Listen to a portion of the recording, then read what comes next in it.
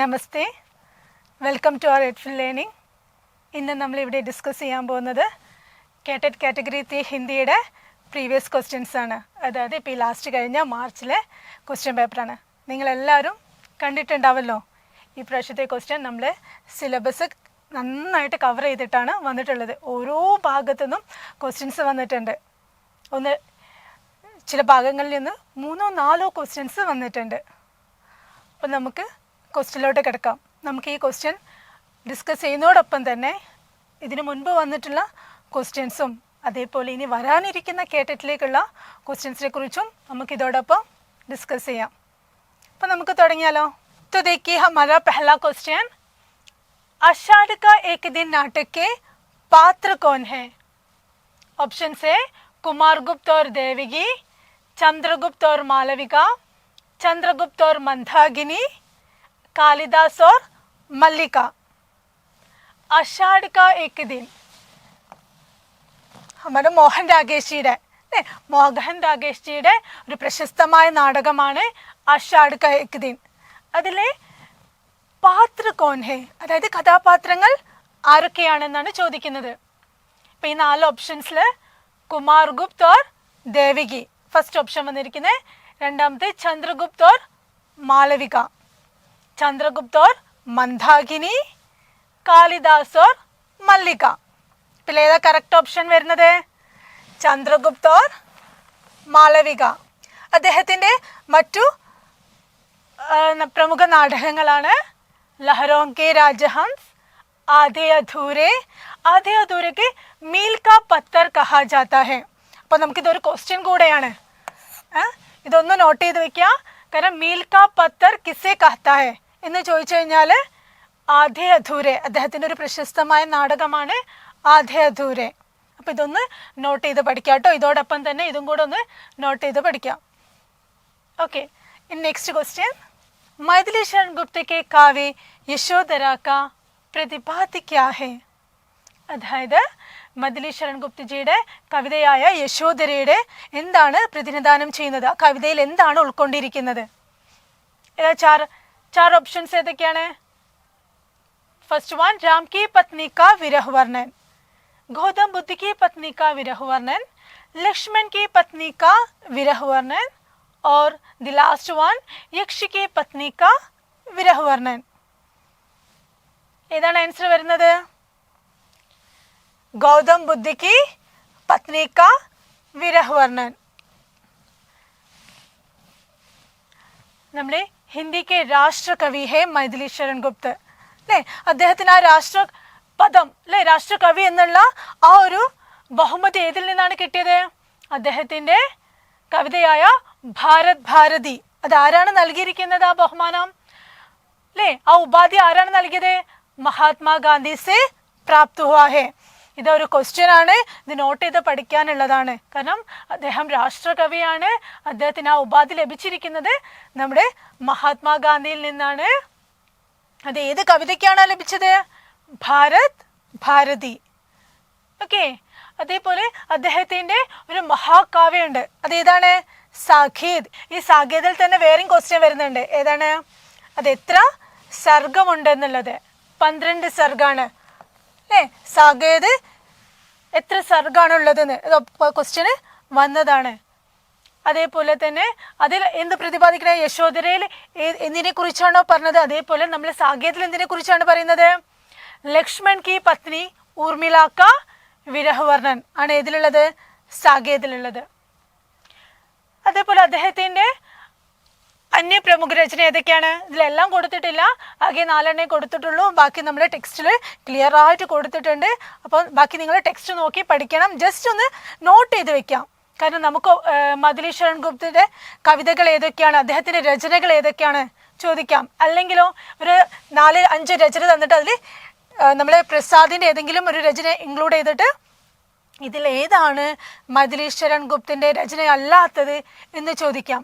അങ്ങനെ ആകുമ്പോഴും നമുക്കത് മാർക്ക് ചെയ്ത് കൊടുക്കണമെങ്കിൽ അല്ലേ, ഓപ്ഷൻ ക്ലിക്ക് ചെയ്യണമെങ്കിൽ നമുക്കതിനെക്കുറിച്ച് ചെറിയൊരു സൂചന ഉണ്ടായിരിക്കണം. അപ്പോൾ എന്ത് ചെയ്യാം?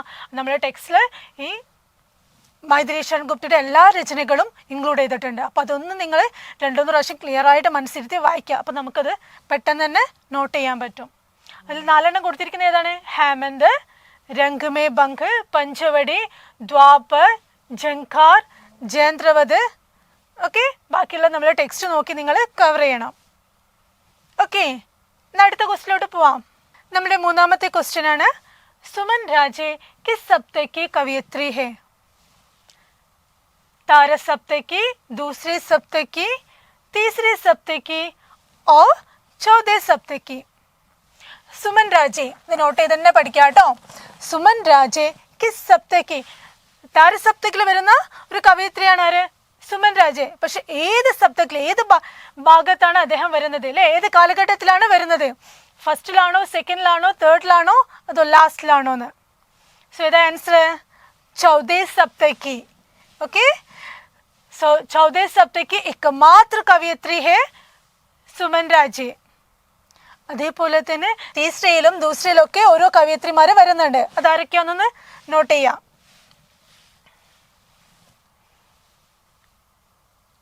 ആദ്യം നമുക്ക് താരസപ്തകിന്റെ ഇയർ ആണ് കൊടുത്തിരിക്കുന്നത്. ഏതാണ് ഇയർ? ഏതൊക്കെ വരുന്നത്? താരസപ്തക് 1943 ഫസ്റ്റ്. ഓക്കെ, ദൂസരി പ്രഥം സപ്തകും പറയും, താരസപ്തക് പറയും 1943. दूसरे सप्तक 1951, तीसरे 1959 and the last one चौथे सप्तक 1979. ഇത് പരീക്ഷയ്ക്ക് ചോദിച്ചിട്ടുള്ളതാണ് അല്ലേ? നമ്മളെ LGLT HSA പോലുള്ള ക്വസ്റ്റ്യനും ഇപ്പം ഈ അടുത്ത് നടന്ന ക്വസ്റ്റ്യൻസ് എക്സാമിലൊക്കെ ഇത് ചോദിച്ചിട്ടുണ്ട്. GLTയിലും ചോദിച്ചിട്ടുണ്ട്, HSAയിലും വന്നിട്ടുണ്ട്. എന്താണ്? താരസപ്തക്, പ്രഥം താരസപ്തകിന്റെ ഇയർ ആണ് ചോദിച്ചത്. ഇതാണ് ചോദിച്ചിരിക്കുന്നത്. അപ്പം ഇത് നിങ്ങളൊന്ന് നോട്ട് ചെയ്യുക. അപ്പം നമ്മുടെ ക്വസ്റ്റ്യൻ എന്തായിരുന്നു അല്ലേ? സുമൻ രാജെ കിസ് സപ്തകി കവിയത്രി തെ? ചൗഥേ സപ്തകാണ്. അതേപോലെ തന്നെ ദൂസരയിലും തീസരയിലും വന്നിരിക്കുന്ന കവിയത്രിമാർ ആരൊക്കെയാണ്? ദൂസരേ സപ്തകില് ശകുന്തള മാഥുർ, തീസരേ സപ്തകില് കീർത്തി ചൗധരി, ചൗഥേ സപ്തകില് സുമൻ രാജെ. ഓക്കെ, സുമൻ രാജയുടെ ഈ ക്വസ്റ്റ്യൻ 2 തവണ റിപ്പീറ്റ് ചെയ്ത ക്വസ്റ്റ്യൻ ആണിത് കേട്ടോ. ഓക്കെ, ക്ലിയർ ആയെന്ന് വിചാരിക്കുന്നു. നമ്മളെപ്പോഴും ഒരു പെൻസിലും നോട്ട്ബുക്ക് എടുത്തിരിക്കുക, നോട്ട്സ് എഴുതിയെടുക്കുക കേട്ടോ. കൂടുതൽ കിട്ടുന്ന പോയിന്റ്സ് ഒക്കെ നോട്ട് ചെയ്ത് വെക്കുക, നമുക്ക് എക്സാമിലേക്ക് ആവശ്യം വരുന്നതാണ്. ഇനി നെക്സ്റ്റ് താരസപ്തകിലെ അടുത്ത പോയിന്റ്സ് എന്താണ്? താരസപ്തക സമ്പാദക് അല്ലേ? ആരാണ് ഈ താരസപ്തക് ഉണ്ടാക്കിയത്?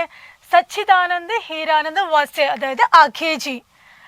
ഷോർട്ട് ഫോമും ചോദിക്കുന്നുണ്ട് കേട്ടോ. എക്സാമിന് ഫുൾ പേര് കൊടുത്തിട്ട് ഷോർട്ട് ചോദിക്കുന്നുണ്ട്. അതേപോലെ ഷോർട്ട് പേര് കൊടുത്തിട്ട് എന്താണ് അവരാരാണ്, ഏത് കവിയുടെ ഉപനാമാണ്, ഉപനാം അല്ലേ? ഉപനാമമാണ് ഏത്?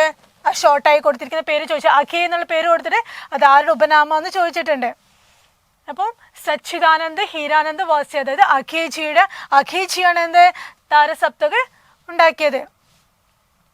अखे ने प्रयोगवादी अदायद तारसप्तकिले कवियों को राहों की अन्वेषी कहा है. ഇത് നോട്ട് ചെയ്ത് വെക്കുക, ഇത് ഇമ്പോർട്ടൻ്റ് ആണ്. ആരാണ് താരസപ്തക കവികളെ രാഹോं की अन्वेषी എന്ന് പറഞ്ഞത് അല്ലേ? അല്ലെങ്കിൽ ഇങ്ങനെയും ചോദിക്കാം, എന്ത്? അഖേജീനെ താരസപ്തക के कवियों को क्या कहा है? राहों की अन्वेषी നോട്ട് ചെയ്ത് വെക്കുക കേട്ടോ. അതേപോലെ നെക്സ്റ്റ് പോയിന്റ് നോക്കൂ. तारसप्तक, दूसरे सप्तक, तीसरे सप्तक, इन तीनों की संपादक और प्रकाशन अघेजी की है. ഇത് 3 പ്രകാശനം ചെയ്ത ആരാണ്? അഖേജിയാണ്. संपादक और प्रकाशन अघेजी ने की है. लेकिन 4ാമത്തെ लास्ट वन നോക്കൂ. 14 सप्तक का प्रकाशन नामवर सिंह ने किया है. ഇതൊന്ന് നോട്ട് ചെയ്യണം കേട്ടോ. വെറും താരസപ്തക് മാത്രം ചോദിക്കുകയാണ്. താരസപ്തക സമ്പാദക് ഓർ പ്രകാശൻ കിസ്നെ കിയ, അല്ലെങ്കിൽ സമ്പാദക് കിസ്നെ കിയ, അങ്ങനെ ചോദിക്കുകയാണെങ്കിൽ അഖേജിയുടെ പേര് മാത്രമേ ഓപ്ഷനിൽ കറക്റ്റ് ആയിട്ട് വരുള്ളൂ. ഇനി ഈ ചൗഥേ സപ്തക് എന്ന് പ്രത്യേകമായിട്ട് എടുത്ത് ചോദിക്കുകയാണെങ്കിൽ മാത്രം ആരാണ് പറയേണ്ടത്? നാമവർ സിംഗ്. ഓക്കെ, ഇതിൽ താരസപ്തക് പറഞ്ഞു കഴിഞ്ഞാൽ തന്നെ ആരാണ്? അഖേജിയാണ്.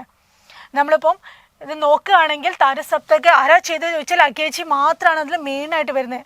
ഈ ലാസ്റ്റ് മാത്രം എടുത്ത് പ്രത്യേകമായിട്ട് ചോദിക്കുകയാണെങ്കിൽ മാത്രം ആരാണ് ആൻസർ വരുന്നത്? നാമവർ സിംഗ്. അതിൽ അഖേജി ഉണ്ടാവേ ഇല്ല ആ ഒരു ഓപ്ഷനിൽ. അപ്പം ആരായിരിക്കും ആൻസർ വരിക? നാമവർ സിംഗ്. ജസ്റ്റ് ഒന്ന് നോട്ട് ചെയ്ത് വെക്കാം. ഓക്കെ, ക്ലിയർ ആയല്ലോ? ഓക്കെ, സോ നമുക്ക് നെക്സ്റ്റ് ക്വസ്റ്റ്യനിലോട്ട് പോവാം. അടുത്ത ക്വസ്റ്റ്യൻ, अरे ययावर रहेगा याद किस विधा की रचना है? अरे ययावर रहेगा याद किस विधा की रचना है? ഇത് ഏത് വിഭാഗത്തിലാണ് പെടുന്നത്? ജീവനി, ആത്മകഥ, യാത്രാവൃത്ത് ഓർ ഉപന്യാസ്? ഏത് വിഭാഗത്തിലാണ് പെടുന്നത്? യാത്രാവൃത്ത്. ആൻസർ ഏതാണ്? യാത്രാവൃത്താണ്. ഇത് ആരുടെയാണ്? अरे ययावर रहेगा याद Sachidanand Hiranand വാത്സ്യായ് അഖേജിയുടെ. Okay, next question, चित्रावली किसकी रचना है? मंचन की, उस्मान की, कुतुबन की और मुल्ला दाऊद की? ഇത് സൂഫി കവികളാണ് അല്ലേ? ഇതിൽ ചിത്രാവലി എന്ന് പറഞ്ഞിരിക്കുന്നത് ആരുടെ രചനയാണ്? ഉസ്മാൻ കി അല്ലേ? ചിത്രാവലി എന്ന് പറഞ്ഞത് ഉസ്മാൻ കി രചന ഹെ. ബാക്കിയുള്ളവരുടെ രചനകളൊക്കെ നമുക്കൊന്ന് നോട്ട് ചെയ്ത് പോവാം. മുല്ല ദാവൂദ്, അദ്ദേഹത്തിന്റെ സൂഫി പരമ്പരയിലെ പ്രഥമമായിട്ടുള്ള ഗ്രന്ഥം ഏതാണ്? ചന്ദായൻ അല്ലേ? അദ്ദേഹത്തിന്റെ അല്ല, സൂഫി പരമ്പരയിൽ തന്നെ ഫസ്റ്റ് ഗ്രന്ഥം ഏതാണ്? ചന്ദായനാണ്. അതൊന്ന് നോട്ട് ചെയ്യാട്ടോ. ചന്ദായൻ സൂഫി പരമ്പര കാ ആരംഭ ഗ്രന്ഥ ഹെ. അതാരാണ് എഴുതിയിരിക്കുന്നത്? മുല്ല ദാവൂദ്. ഇനി സെക്കൻഡ് വൺ, ജായ്സിയുടെ പത്മാവത്. ഇതിന്റെ പ്രത്യേകത എന്താണ്? അവധി ഭാഷയിലുള്ള മഹാകാവ്യ അല്ലെ? അവധി ഭാഷയിൽ രചിച്ച മഹാകാവ്യമാണ് ഏത്? പത്മാവത്. ഇത് നോട്ട് ചെയ്യാതെ എക്സാമിന് ചോദിക്കുന്നതാണ് കേട്ടോ. അതേപോലെ സെക്കൻഡ് വരുന്ന പിന്നെ ആരാണ്? മഞ്ചന്റെ രചന ഏതാണ്? മധുമാലതി. കുത്തുബൻ, മൃഗാവതി, ഉസ്മാൻ, ചിത്രാവലി. നമ്മൾ ക്വസ്റ്റ്യൻ ചോദിച്ചു, ഉസ്മാൻ, ചിത്രാവലി ആൻഡ് ജ്ഞാൻദീപ്, ഷീഖ് നബി. ഒന്ന് നോട്ട് ചെയ്ത് വെക്കാം കേട്ടോ. എക്സാമിന് ഇതിലേതെങ്കിലും ഒന്ന് ഷുവറായിട്ടും ചോദിക്കുന്നുണ്ട്.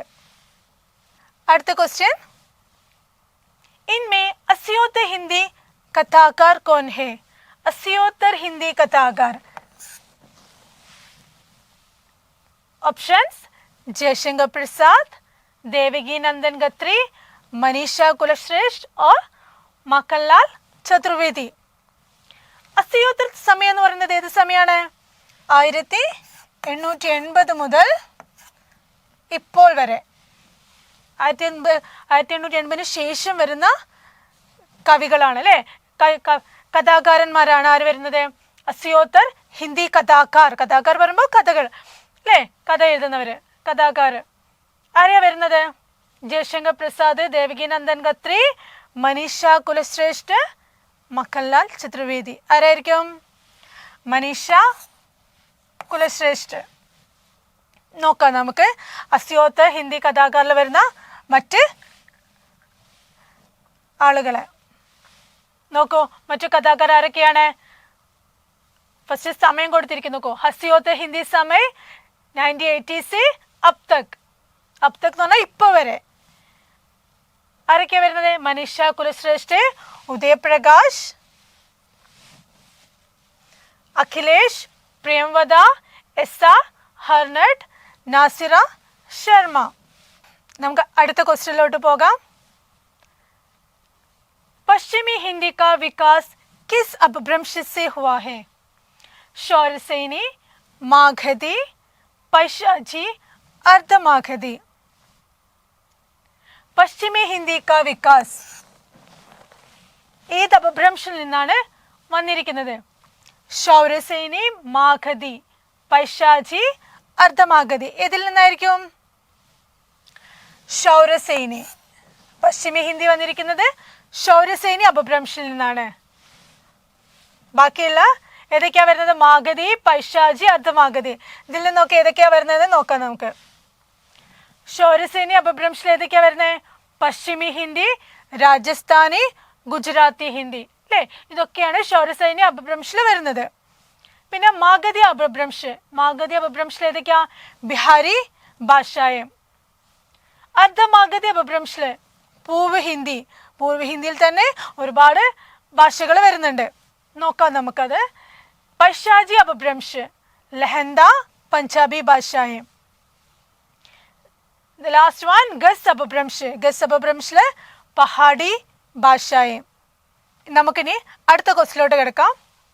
महावीर प्रसाद द्विवेदी किस प्रमुख पत्रिका के संपादक रहे? उद्दंड मार्तांड, कवि वचन सुधा, सरस्वती, ഭംഗദൂത്.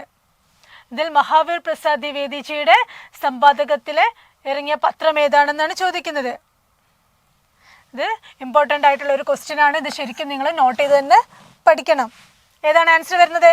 സരസ്വതി പത്രിക. ഏതാണ്? സരസ്വതി പത്രിക. ഇനി ഇതിലെ ഓപ്ഷൻസ് നോക്കൂ. ഉദ്ദണ്ഡ മാർത്താണ്ഡ്, കവിവചൻ സുധ, ഭംഗദൂത്. ഇതൊക്കെ ആരുടെയൊക്കെ സമ്പാദത്തിൽ വന്ന പത്രമാണെന്നും എവിടെ നിന്നാണിത് അല്ലേ, ഇത് ഏതൊക്കെ പത്രമാണെന്ന് ഒന്ന് നോക്കാം നമുക്ക്. ഉദ്ദണ്ഡ മാർത്താണ്ഡ് ഹിന്ദി കാ പെഹ്ലാ സമാചാർ പത്ര താ. ഹിന്ദിയുടെ ഏറ്റവും പെഹ്ല അല്ലേ, ഏറ്റവും ഫസ്റ്റ് ഇറങ്ങിയ പത്രം ഏതാണ്? ഉദ്ദണ്ഡ മാർത്താണ്ഡ്. ഇത് എക്സാമിന് ചോദിച്ച ക്വസ്റ്റ്യൻസ് ആണ്, നോട്ട് ചെയ്ത് വെക്കാം. यह साप्ताहिक समाचार पत्र कलकत्ता से पंडित जुगल किशोर शुक्ल द्वारा प्रकाशित किया जाता है. दार्डाने जुगल किशोर शुक्ल. ഉദ്ദണ്ഡ മാർത്താണ്ഡ് ആരുടെ പത്രമാണെന്ന് ചോദിച്ചാൽ എന്താ പറയാ? जुगल किशोर शुक्ल द्वारा प्रकाशित पत्र है उद्दंड मार्तांड. ഇത് कहाँ से निकलने वाली साप्ताहिक पत्र है? कलकत्ता से. तो ഇതൊന്ന് നോട്ട് ചെയ്യാം. कवि वचन सुधा दारडा पत्र भारतेंदु हरिश्चंद्र द्वारा संपादित एक हिंदी समाचार पत्र है कवि वचन सुधा. इसका प्रकाशन 1968 में वाराणसी में आरंभ हुआ था. कवि वचन സുധായുടെയാണ്, ഭാരതേന്ദു ഹരിശ്ചന്ദ്രനാണ്. അതേപോലെ അദ്ദേഹത്തിന്റെ വേറൊരു പത്രമാണ് ഏത്? ഇമ്പോർട്ടൻ്റ് ആയിട്ടുള്ള ഒരു പത്രമാണ് ബാലബോധിനി. ഭാരതേന്ദു ഹരിശ്ചന്ദ്രന്റെ ബാലബോധിനി. നോക്കൂ, യഹ സ്ത്രീ ശിക്ഷ സെ സംബന്ധിത് മാനെ ജാത്തെ ഹെ. ഇത് എക്സാമിന് ചോദിച്ചൊരു ക്വസ്റ്റ്യൻ ആട്ടോ. ബാലബോധിനിയുടെ സ്ത്രീ ശിക്ഷ സെ സംബന്ധിത് മാനെ ജാത്തെ ഹെ. അതേപോലെ ഹരിവംശ് ഹരിശ്ചന്ദ്ര ചന്ദ്രിക. ഓക്കെ, നെക്സ്റ്റ് നോക്കൂ. ബംഗദൂത്. बंगदूत 1829 में प्रकाशित साप्ताहिक पत्रिका थी जो कलकत्ता से प्रकाशित होती थी. बंगदूत एवं कलकत्ता से. यही एक साथ 4 ഭാഷാओं में छपने वाली पत्रिका थी. ഇത് ഒരേ സമയം തന്നെ 4 ഭാഷകളിൽ ഇറങ്ങിയ പത്രമാണ്. ഇത് 4 ഭാഷാओं में छपने वाली पत्रिका थी. ബംഗ്ല, ഹിന്ദി, ഉറുദു വ ബനാറസി. അല്ലേ? ഇത് ചോദിച്ചില്ലെങ്കിലും ഞങ്ങൾ ജസ്റ്റ് ബംഗദൂത് ഒന്ന് മനസ്സിലാക്കി വെക്കാം കേട്ടോ. इसका प्रकाशन राजा राम मोहन रॉय ने किया है. നോക്കൂ, ആരാണ്? ബംഗദൂത് രാജ രാം മോഹൻ റോയ് और संपादक नीलरत्न हालदार थे. ഇതൊന്ന് നോട്ട് ചെയ്തേക്കാം. ബംഗദൂത് രാജാ രാം മോഹൻ റോയ് और नीलरत्न हालदार. ഓക്കെ, മൂന്നാമത്തേതാണ് सरस्वती पत्रिका. सरस्वती पत्रिका का प्रकाशन इलाहाबाद से जनवरी 1900 ईस्वी में प्रारंभ हुआ था. पत्रिका का संपादन 1901 में श्याम सुंदर दास को मिला. ഫസ്റ്റ് ആർക്കാണ് കിട്ടിയിരിക്കുന്നത്? ശ്യാം സുന്ദർ ദാസ്. നോട്ട് ചെയ്യണം കേട്ടോ. ഫസ്റ്റ് അദ്ദേഹം ആകെ 2 വർഷേ ചെയ്തുള്ളൂ അല്ലേ? 1901 से 1903 तक അല്ലേ? പിന്നെ 1903 से 1920 तक ആരുടെ കയ്യിലായിരുന്നു? മഹാവീർ പ്രസാദ് ദ്വിവേദിയുടെ കയ്യിലായിരുന്നു. അതുകൊണ്ടാണ് സരസ്വതി പത്രികയുടെ സമ്പാദകൻ ആരാന്ന് ചോദിക്കുമ്പോൾ നമ്മൾ മഹാവീർ പ്രസാദ് ദ്വിവേദിയുടെ പേര് പറയുന്നത്. ഓക്കെ, പിന്നെ അദ്ദേഹത്തിന് ശേഷം ലാസ്റ്റ് ആരുടെ കയ്യിലാണ് എത്തുന്നത്? ദേവിദത്ത് ശുക്ലജിയുടെ കയ്യിലാണ് എത്തുന്നത്. ദേവിദത്ത് ശുക്ല. ഓക്കെ, ക്ലിയർ ആയോ? ജസ്റ്റ് ഇതൊന്ന് നോട്ട് ചെയ്ത് വെക്കാം കേട്ടോ. സരസ്വതി പത്രിക ഏത് ഇയറിലാണ് എന്നുള്ളത്. നമുക്ക് അടുത്ത ക്വസ്റ്റിലോട്ട് പോവാം. ज्ञान निर्मितवादी प्रत्यय संरचनावादी कक्षा के संबंध में कौन सा प्रस्ताव സഹി ഹെ. ക്രിയേറ്റിവിറ്റി ക്ലാസ്സുകളിലെ താഴെ തന്നിരിക്കുന്ന പ്രസ്താവനയിൽ ഏതാണ് ഏറ്റവും കറക്റ്റായിട്ട് ആപ്റ്റായിട്ടുള്ളത്? ഏതാണ്? ഓപ്ഷൻസ് എന്തൊക്കെയാ വന്നിരിക്കുന്നത്? छात्रों की सक्रिय भागीदारी रहती है. सेकेंड वन, शिक्षक का प्रभुत्व रहता है. सह छात्रों में संवाद की संभावना कम है. नोट है. केवल वैयक्तिक आकलन का अवसर है. എന്തൊക്കെയാണ് ഓപ്ഷൻസ് വന്നിരിക്കുന്നത്? ക്രിയേറ്റിവിറ്റി കക്ഷയെ കുറിച്ച് പറയുമ്പോൾ കേവൽ വൈയക്തിക് ആഗ്ലൻ കാ അവസർ, അല്ലേ? സ്വയം വിലയിരുത്താനുള്ള ഒരു അവസരം ഉണ്ടാവുന്നു, അല്ലേ? ആണോ? ക്രിയേറ്റിവിറ്റി ക്ലാസ്സുകളിൽ നമുക്ക് സ്വയം വിലയിരുത്താനുള്ള അവസരങ്ങൾ ഉണ്ടാവുന്നു. പിന്നെയോ സഹഛാത്രോ മേ സംവാദ് കി സംഭാവന കം ഹെ. മറ്റു കുട്ടികളുമായിട്ട് സംവാദത്തിൽ ഏർപ്പെടാൻ, അല്ലെ, ചർച്ചയിൽ ഏർപ്പെടാനുള്ള അവസരം കം ഹെ, കുറവാണ് എന്നാണ് പറയുന്നത്. പിന്നെയോ ശിക്ഷക പ്രഭുത്വ രഹത്താ ഹെ, അധ്യാപകരുടെ ആധിപത്യം ഉണ്ടാകുന്നു. ക്രിയേറ്റിവിറ്റി കക്ഷകളിൽ അധ്യാപകരുടെ ആധിപത്യമാണ് ഉണ്ടാകുന്നത്. ലാസ്റ്റോ छात्रों की सक्रिय भागीदारी रहती है. छात्रों की കുട്ടികളുടെ സക്രിയ ഭാഗീദാരി रहती है. എന്താണ്? കുട്ടികളുടെ ആക്ടിവിറ്റി, അല്ലേ? കുട്ടികൾ വളരെ ക്രിയേറ്റീവായിട്ട് കാര്യങ്ങൾ ചെയ്യുന്നു. എന്താണ് അപ്പോൾ ഇതിൽ കറക്റ്റായിട്ട് ഏറ്റവും ആപ്റ്റായിട്ട് ഏത് ആൻസർ വരുന്നത്? छात्रों की सक्रिय भागीदारी रहती है. അവരുടെ ഇൻവോൾവ്മെന്റ് കൂടുതലാണ്, അല്ലേ? ഭാഗീദാരി എന്ന് പറയുന്നത് ഇൻവോൾവ്മെന്റ് ആണ് കേട്ടോ. അവരുടെ ഇൻവോൾവ്മെന്റ് കൂടുതലാണ്. അവർ കൂടുതലായിട്ട് അതിലേക്ക് ഇൻവോൾവ് ആയിട്ട് ചെയ്യുമ്പോഴാണ് എന്ത് വരുന്നത്? ക്രിയേറ്റിവിറ്റി വരുന്നത്. സോ ആൻസർ ഏതാണ്? छात्रों की सक्रिय भागीदारी रहती है. सो എന്താണ് ക്രിയേറ്റിവിറ്റി കക്ഷ? എങ്ങനെയാ? यह एक भौतिक प्रक्रिया है. इसमें चिंतन, समझ, समस्या समाधान, ले थॉट्स, अंडरस्टैंडिंग, समस्या समाधान, प्रॉब्लम सॉल्विंग तथा अन्य मानसिक प्रक्रियाएं आती है, जिसके माध्यम से छात्रों का ज्ञान विकसित होता है. അല്ലേ? ഇതിൽ എല്ലാ തരമുള്ള ആക്ടിവിറ്റീസ് വരുന്നുണ്ട് കുട്ടികളുടെ. ഈ ആക്ടിവിറ്റീസിൽ ഉൾപ്പെടുമ്പോൾ എന്താണ്? കുട്ടികളുടെ ജ്ഞാൻ വികസിത് ഹോത്താ ഹെ. അതാണ് എന്ത് വരുന്നത്? എങ്ങനത്തെ കക്ഷയാണിത്? ജ്ഞാൻ നിർമ്മിതിവാദി കക്ഷ, ക്രിയേറ്റിവിറ്റി ക്ലാസ് ആണ്. കുട്ടികളുടെ ക്രിയേറ്റിവിറ്റി വളർത്തിയെടുക്കാൻ പറ്റുന്ന ഒരു ക്ലാസ് ആണിത്. ഓക്കെ, ക്ലിയർ ആയെന്ന് വിചാരിക്കുന്നു. നമുക്ക് അടുത്ത ക്വസ്റ്റിലോട്ട് പോവാം. केरल की 10वीं कक्षा की हिंदी पाठ्य पुस्तक में संग्रहित मोहन रागेश की रचना दिशाहीन दिशा कौन सी विधा है? നമ്മുടെ 10ാം ക്ലാസ്സിലെ ടെക്സ്റ്റ് ബുക്കിൽ മോഹൻ രാഗേഷ് ജിയുടെ ദിശാഹീൻ ദിശ എന്നൊരു ചാപ്റ്റർ ഉണ്ട്. അത് ഏത് വിധാ ഹെ? കോൺ സി വിധാ ഹെ? അത് ഏത് വിഭാഗത്തിലാണ് പെടുന്നത്? നാടക്, കഹാനി, ജീവനി, യാത്രാവൃത്ത്. ഇത് ഏത് വിഭാഗത്തിലാണ് അത് വരുന്നത്? അപ്പം നമ്മൾ എക്സാമിന് പോകുമ്പോൾ ജസ്റ്റ് നമ്മുടെ 9th and 10th ഒക്കെ ടെക്സ്റ്റ് ബുക്ക് വായിക്കണം എന്ന് പറയുന്നത് ഇതാണ്. നമ്മുടെ 10th ടെക്സ്റ്റ് ബുക്കിലെ ഭാഗമാണ് ഈ ചോദിച്ചിരിക്കുന്നത്. അപ്പോൾ നമ്മൾ ജസ്റ്റ് ആ ഇൻഡെക്സ് മാത്രം നോക്കുകയാണെങ്കിൽ ചിലപ്പോൾ നമുക്ക് എന്താണ് അദ്ദേഹത്തിൻ്റെ മോഹൻ രാഗേഷും ദിശയും നമുക്ക് മൈൻഡിലുണ്ടാവും. പക്ഷേ ഇത് നമ്മുടെ മൈൻഡിലുണ്ടാവില്ല. അത് നമ്മൾ നോക്കന്നെ വേണം. അത് ഏത് ലെസണിൽ എന്തിനാണ്, നാടകമാണോ കഹാനിയാണോ എന്ന് ആ ലെസൺ തന്നെ നമ്മൾ കൃത്യമായിട്ട് നോക്കിയാലേ നമുക്ക് മനസ്സിലാവുള്ളൂ. അതിന് വേണ്ടിയിട്ടാണ് അവർ എന്ത് കൊടുത്തിരിക്കുന്നത്? കോൺസി വിധാഹെ ഇത് കൊടുത്തിരിക്കുന്നത്, അല്ലേ?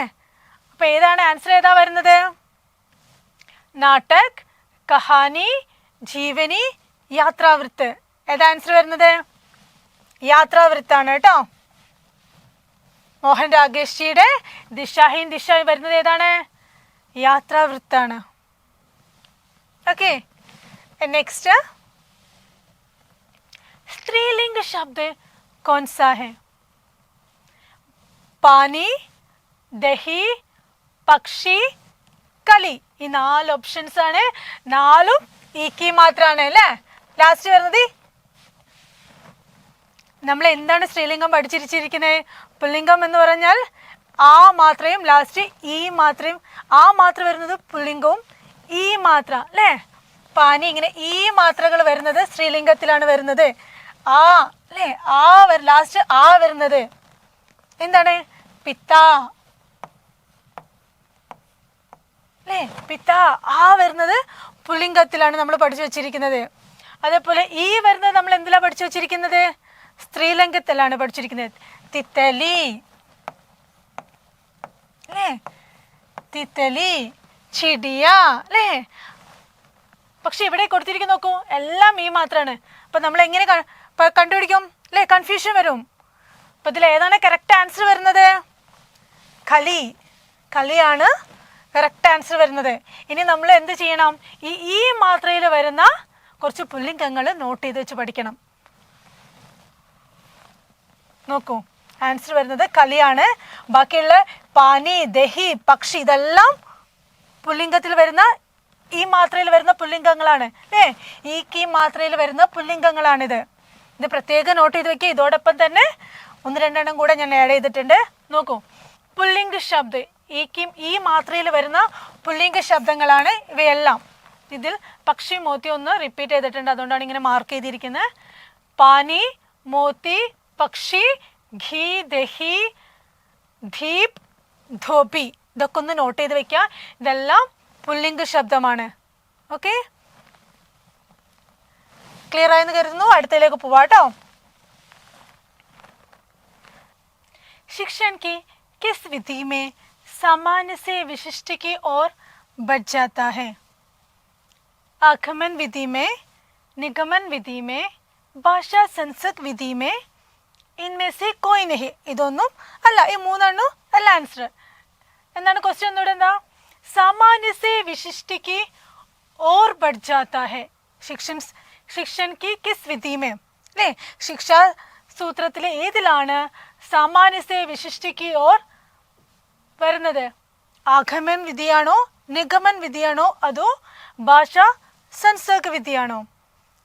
ഇതിലേത് ആൻസർ വരുന്നത്? സാമാന്യ സേ വിശിഷ്ടിക്ക് ഓർ. നോട്ട് ചെയ്യാട്ടോ. ഏത് ആൻസർ? നിഗമൻ വിധി. നിഗമൻ വിധിയിലാണ് ഇത് വരുന്നത്. ഭാഷാ ശിക്ഷൺ സാമാന്യ സേ വിശിഷ്ടിക്ക് ഓർ നിഗമൻ വിധിയുടെ എക്സാമ്പിൾസ് ആണ് ഇത് വരുന്നത്. ആദ്യം നമുക്ക് നോക്കാം ആഗമൻ വിധിയും നിഗമൻ വിധി എന്താണെന്ന്. എങ്കിലേ നിങ്ങൾക്കത് പെട്ടെന്ന് കണ്ടുപിടിക്കാൻ പറ്റുള്ളൂ. കാരണം ഇത് ജസ്റ്റ് ഓപ്പോസിറ്റ് ആണ്. ആഗമൻ വിധിയുടെ നേരെ ഓപ്പോസിറ്റ് ആണ് എന്ത്? നിഗമൻ വിധി. പിന്നെ ഭാഷാ സംസർഗ വിധി. ഇത് മൂന്ന് എന്താണെന്ന് ജസ്റ്റ് ഒന്ന് നോക്കാം നമുക്ക്. ആൻസർ വരുന്നത് നിഗമൻ വിധിയാണ്. आगमन विधि प्रत्यक्ष अनुभवों, प्रयोगों और उदाहरणों को पहले दिया जाता है और बाद में नियम को बताया जाता है. എന്താണ്? ഫസ്റ്റ് കുട്ടികൾ അവരുടെ അനുഭവത്തിലൂടെ പഠിക്കുന്നു അല്ലേ? പിന്നീടാണ് അവർക്ക് എന്ത് പറഞ്ഞു കൊടുക്കുന്നത്? ആ ഒരു ഭാഗത്തുള്ള നിയമങ്ങൾ. കുട്ടികളോട് നിയമങ്ങൾ ആദ്യം പറഞ്ഞു കൊടുക്കാണ്ട് കുട്ടികളോട് സ്വയം അവരുടെ അനുഭവത്തിലൂടെ കണ്ടുപിടിക്കാൻ പറയുന്നത്. ആ ശിക്ഷാരീതിയാണ് എന്ത്? ആഗമൻ വിധി. നിയം കോ ബാദ് മേ ബതായ ജാതാ ഹെ. അവരുടെ ആ പാഠഭാഗത്തുള്ള നിയമങ്ങൾ എപ്പോഴാണ് പറഞ്ഞു കൊടുക്കുന്നത്? ബാദ് മേ. കുട്ടികൾ അത് മനസ്സിലാക്കിയതിന് ശേഷമാണ് പറഞ്ഞു കൊടുക്കുന്നത്. ഇതെന്താണ്? ആഗമൻ വിധി വൈജ്ഞാനിക് വിധി ഹെ जिससे बालकों में नवीन ज्ञान को खोजने का मौका उपलब्ध कराता है. ഇതെന്താണ്?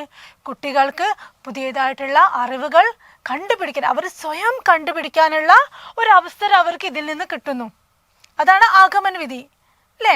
ചെറിയ മക്കൾക്ക് നമ്മൾ ആദ്യം എന്താണ്? നിയമങ്ങൾ പഠിപ്പിച്ചു കൊടുക്കാതെ അവരോട് സ്വയം അവരുടെ അനുഭവത്തിലൂടെ കണ്ടുപിടിക്കാൻ പറയുന്നു.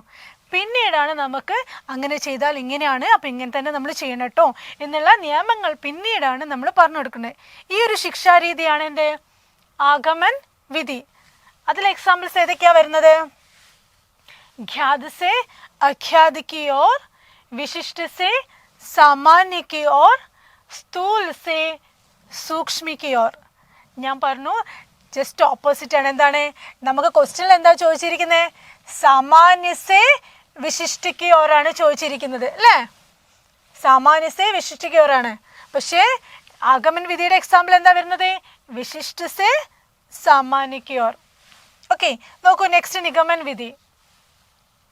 निगमन विधि में छात्रों को पहले नियम को अच्छी तरह से बता दिया जाता है, बाद में उदाहरण दिया जाता है. അല്ലേ? എന്താണ് നിഗമൻ വിധിയിലെ കുട്ടികൾക്ക് ആദ്യം തന്നെ ആ പോർഷന്റെ നിയമങ്ങൾ കറക്റ്റായിട്ട് പറഞ്ഞു കൊടുക്കുക. ആ ഒരു അവർക്ക് എന്തൊരു നമ്മൾ പഠിപ്പിച്ചു കൊടുക്കുകയാണെങ്കിൽ ആ പഠിപ്പിച്ചു കൊടുക്കുന്നതിൻ്റെ നിയമങ്ങൾ അവർ ആദ്യം പഠിപ്പിച്ചു കൊടുക്കുന്നു. ഇപ്പം നമ്മൾ മാത്സ് ഒക്കെ പഠിക്കുകയാണെങ്കിൽ ആദ്യം ഇക്വേഷൻസ് പഠിപ്പിച്ചു കൊടുക്കും, എന്നിട്ടാണ് അത് അപ്ലൈ ചെയ്യാൻ വരുന്നത്. അതേപോലെ ആദ്യം നിയമങ്ങൾ നല്ല രീതിയിൽ കുട്ടികളെ പഠിപ്പിച്ചു കൊടുക്കുന്നു, ബാദമേ ഉദാഹരൺ ദിയാ ജാത, പിന്നീടാണ് നമ്മൾ എക്സാമ്പിൾസ് ഒക്കെ കൊടുക്കുന്നത്. जिससे बच्चों को समझने में काफ़ी सुविधा होती है. അല്ലേ? ഇങ്ങനെ നമ്മൾ കൊടുക്കുന്നത് കാരണം കുട്ടികൾക്ക് വളരെ എളുപ്പത്തിൽ അത് പഠിച്ചെടുക്കാൻ പറ്റുന്നു. ബच्चे इस विधि से बहुत अच्छी तरह सीखते हैं. കുട്ടികൾ ഈ ഒരു ശിക്ഷാ രീതിയിലൂടെ വളരെ പെട്ടെന്ന് തന്നെ എല്ലാ കാര്യങ്ങളും പഠിച്ചെടുക്കുന്നു. അല്ലേ? ഇതാണ് നിഗമൻ വിധിയുടെ സൂത്രങ്ങൾ. അല്ലേ? എന്താണ് ആഗമൻ വിധിയിൽ എന്താണ്? കുട്ടികൾ സ്വയം കണ്ടെത്താണ്. പക്ഷേ നിഗമൻ വിധിയിലോ കുട്ടികൾക്ക് ആദ്യം നിയമങ്ങൾ പഠിപ്പിച്ചു കൊടുത്തിട്ടാണ് പിന്നീട് അവർക്ക് എക്സാമ്പിൾസ് കൊടുക്കുന്നത്. അതാണ് നിഗമൻ വിധി. അതിൻ്റെ സൂത്രം ഏതൊക്കെയാണ് വരുന്നത്?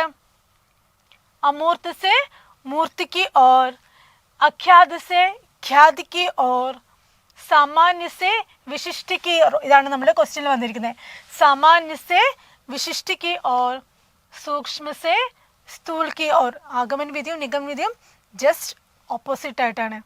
ചെറിയ മക്കൾക്ക് അല്ലേ 1 to 5 വരെ നമ്മൾ ആ കുട്ടികളെ ഏത് രീതിയിലാണ് പഠിപ്പിക്കുന്നത്? ആഗമൻ രീതിയിൽ. പക്ഷേ 6 to മേലോട്ട് അല്ലേ 10th +2 മേലോട്ടേക്ക് പോകുമ്പോൾ നമ്മൾ ആദ്യം എന്താ കുട്ടികൾക്ക് കൊടുക്കുന്നത്? അതിൻ്റെ ഇക്വേഷൻസും കാര്യങ്ങളും നിയമങ്ങളൊക്കെ ആദ്യം പറഞ്ഞു കൊടുത്തിട്ടാണ് കുട്ടികളെ പഠിപ്പിക്കുന്നത്. പക്ഷേ നമ്മുടെ അധ്യാപകർക്ക് ഏറ്റവും സിമ്പിളായിട്ടുള്ള വരുന്നത് ഏതാണ്? നിഗമൻ രീതിയാണ്. വലിയ ക്ലാസ്സുകളിൽ നിഗമൻ രീതിയാണ് ഏറ്റവും ആപ്റ്റായിട്ട് വരുന്നത്. ഓക്കെ, അടുത്ത ഓപ്ഷൻ എന്തായിരുന്നു? ഭാഷാ संसर्ग विधि. എന്താണ് ഭാഷാ संसर्ग विधि എന്ന് പറയുന്നത്? भाषा की कोई रचना में से व्याकरण के नियम व उदाहरण से समझना. എന്താണ്? ഭാഷ കാ കോയി രചനാമേ, ഏതെങ്കിലും ഭാഷാ സംബന്ധമായിട്ടുള്ള ഏതെങ്കിലും രചനകളിൽ വ്യാകരണത്തോടൊപ്പം തന്നെ എന്താണ് വ്യാകരൺ വ ഉദാഹരൺ സെ സമझന, അത് വ്യാകരണ നിയമങ്ങളടക്കം. ഇപ്പം നമ്മളിപ്പോൾ ഒരു സെൻറ്റൻസ് ഹിന്ദിയിൽ ഒരു സെൻറ്റൻസ് ഇതാ, ഇപ്പോൾ ഈ ഒരു സെൻറ്റൻസ് ആണെങ്കിൽ തന്നെ ആ ഹിന്ദി സെൻറ്റൻസിൻ്റെ എല്ലാ വ്യാകരണത്തോടു കൂടി ആ സെൻറ്റൻസ് റീഡ് ചെയ്യുക, പഠിക്കുക. അതാണ് എന്ത്? ഭാഷാ संसर्ग വിധി. അത് ആ ഭാഷയുടെ ഉത്തമ രീതിയിൽ നമ്മൾ പഠിച്ചെടുക്കുന്നതാണ് എന്ത്? ഭാഷാ संसर्ग വിധി. നോക്കാം ബാക്കി എന്തായിരിക്കുന്നത്? इसमें व्याकरण के नियम रटने की आवश्यकता नहीं होती, न ही നിയമോ കോ അലഗ് സമയ ദേക്കർ സമझने की आवश्यकता होती है. എന്താണ്? ഇങ്ങനെ നമ്മൾ വ്യാകരണത്തിൻ്റെ നിയമങ്ങളടക്കമുള്ള ഉദാഹരണത്തോടു കൂടി നമ്മളിപ്പോൾ ഒരു സെൻറ്റൻസ് കൊടുക്കുകയാണെങ്കിൽ കുട്ടികൾക്ക് എന്തിൻ്റെ ആവശ്യമില്ല? വ്യാകരൺ രട്ടനയ്ക്ക് ആവശ്യകത നഹി. അല്ലേ? വ്യാകരണത്തിലെ അല്ലേ നമ്മളിപ്പോൾ ഒരു സെൻറ്റൻസ് പഠിക്കുകയാണെങ്കിൽ ഇപ്പോൾ ഇംഗ്ലീഷിലെ ഗ്രാമർ, ആ ഗ്രാമർ നമ്മളിങ്ങനെ ഉരുവിട്ടുകൊണ്ട് പഠിച്ചുകൊണ്ടിരിക്കണം, എന്നാലേ നമുക്ക് ആ സെൻറ്റൻസ് ക്ലിയർ ആയിട്ട് എഴുതാനോ പഠിക്കാനോ വായിക്കാനോ പറ്റുള്ളൂ. അല്ലേ? അപ്പോൾ അതിൻ്റെ ആവശ്യമില്ലേ എന്തിന്? ഈ ഭാഷാ संसर्ग വിധിയിൽ ശരിക്കും ഒരു സെൻറ്റൻസ് കൊടുക്കുമ്പോൾ തന്നെ എങ്ങനെയാണ് വളരെ ക്ലിയർ ആയിട്ട് ആ വ്യാകരണത്തിൻ്റെ നിയമത്തോടു കൂടി ഉദാഹരണത്തോടു കൂടി തന്നെയാണ് എന്ത് കൊടുക്കുന്നത്? ആ സെൻറ്റൻസ് കൊടുക്കുന്നത്. നമ്മൾ ആ സെൻറ്റൻസ് ക്ലിയർ ആയിട്ട് പഠിച്ചു കഴിഞ്ഞാൽ പിന്നെ വേറെ നമ്മൾ ഗ്രാമർ ഉരുവിട്ടുകൊണ്ടിരിക്കുക. രത്ന എന്ന് പറഞ്ഞതാ നമ്മൾ ഉരുവിട്ട് വീണ്ടും വീണ്ടും പറഞ്ഞ് പഠിക്കുക, അങ്ങനെ അതിൻ്റെ ആവശ്യം ഇല്ല. ക്ലിയർ ആയില്ലേ? അപ്പം നമ്മൾ ആ 3 ഓപ്ഷനിൽ 3 റെഡി ആയില്ലേ നിങ്ങൾക്ക്? ഓക്കെ, ഇനി നമുക്ക് അടുത്ത ഭാഗത്തോട്ട് പോവാം. ഓക്കെ, അടുത്ത ക്വസ്റ്റ്യൻസ് എന്താണ്? ഇൻമേ ഭാരതേന്ദു യുഗ് കെ നിബന്ധകാർ കോൻ ഹേ? ഭാരതേന്ദു യുഗത്തിലെ നിബന്ധകാർ ആരാണ്? ആചാര്യ രാമചന്ദ്ര ശുക്ല, രാംവിലാസ് ശർമ്മ, ഹസാരി പ്രസാദ് ദ്വിവേദി, ബാലകൃഷ്ണ ഭട്ട്. ഇതിൽ ആരാണ് ഭാരതേന്ദു യുഗത്തിലുള്ള നിബന്ധകാർ? ഭാരതേന്ദു ആ കാലഘട്ടത്തിലുള്ള നിബന്ധകാർ ഇതിൽ ആരാണ് വരുന്നത്? ആരാണ്? ബാലകൃഷ്ണ ഭട്ടാണ് വരുന്നത് അല്ലേ? ഹസാരി പ്രസാദ് ദ്വിവേദിയൊക്കെ ദ്വിവേദി യുഗത്തിലാണ് വരുന്നത് അല്ലേ? ആദ്യം ഏത് യുഗ വരുന്നത്? ഭാരതേന്ദു യുഗ്, പിന്നാണ് ദ്വിവേദി യുഗ് വരുന്നത്. അതിൻ്റെ മുൻപ് ആരുണ്ട്? ആചാര്യ രാമചന്ദ്ര ശുക്ല. സോ ആൻസർ ഏതാ വരുന്നത്? ബാലകൃഷ്ണ ഭട്ട്. ഭാരതീയ യുഗത്തിലെ അന്യനിബന്ധക്കാർ ആരൊക്കെയാണ്? ഭാരതേന്ദു ഹരിശ്ചന്ദ്ര. ഭാരതേന്ദു ഹരിശ്ചന്ദ്രന്റെ പേരിലാണ് എന്ത് ആ യുഗം അറിയപ്പെടുന്നത് അല്ലേ, ഭാരതേന്ദു യുഗ്. പിന്നെ ബാലകൃഷ്ണ ഭട്ട്, പ്രതാപ് നാരായൺ മിശ്ര, ബദ്രിനാരായൺ ചൗധരി, പ്രേമഘൻ. അദ്ദേഹത്തിന്റെ ഉപനാമാണ് പ്രേമഘൻ. ബാലമുകുന്ദ് ഗുപ്ത, രാധാചരൺ ഗോസ്വാമി. ഇതൊക്കെ ഭാരതീയ യുഗത്തിലെ അന്യ കവികളാണ് കേട്ടോ. ജസ്റ്റ് ഒന്ന് മനസ്സിലാക്കി വെക്കാം. ओके, നമുക്ക് അടുത്ത ക്വസ്റ്റ്യനിലോട്ട് പോകാം. फोर्ट विलियम कॉलेज का विशेष योगदान किस क्षेत्र में है? कविता के क्षेत्र में, हिंदी गद्य के क्षेत्र में, प्रगतिवाद के क्षेत्र में और प्रयोगवाद के क्षेत्र में. നമ്മുടെ ഫോർട്ട് വില്യം കോളേജ് का विशेष योगदान ഏതിലാണ് വരുന്നതെന്നാണ് ചോദിക്കുന്നത്. ഈ ഫോർട്ട് വില്യം കോളേജ് വളരെ ഇമ്പോർട്ടൻ്റ് ആയിട്ടുള്ളതാണ്. ഇത് ജസ്റ്റ് ഒന്ന് നിങ്ങൾ നോട്ട് ചെയ്ത് വെക്കണം. ഫോർട്ട് വില്യം കോളേജ് ഇതിൻ്റെ സ്ഥാപക വർഷം എപ്പോഴാണ് വരുന്നത്? ഫോർട്ട് വില്യം കോളേജ് की സ്ഥാപന 1800 അല്ലേ? ലോർഡ് വെല്ലസ്ലി അതിൻ്റെ സ്ഥാപകൻ. ഇത് നമുക്ക് എക്സാമിന് ചോദിക്കുന്നതാണ്, ഇയർ ചോദിക്കാറുണ്ട്. അതേപോലെ തന്നെ ഇത് ഹിന്ദി സാഹിത്യത്തിൽ ഇതിൻ്റെ പ്രാധാന്യം എന്താണ്? പ്രാധാന്യം അതാണ് ഇപ്പോൾ ചോദിച്ചിരിക്കുന്നത്. എന്താ യോഗ്ദാൻ?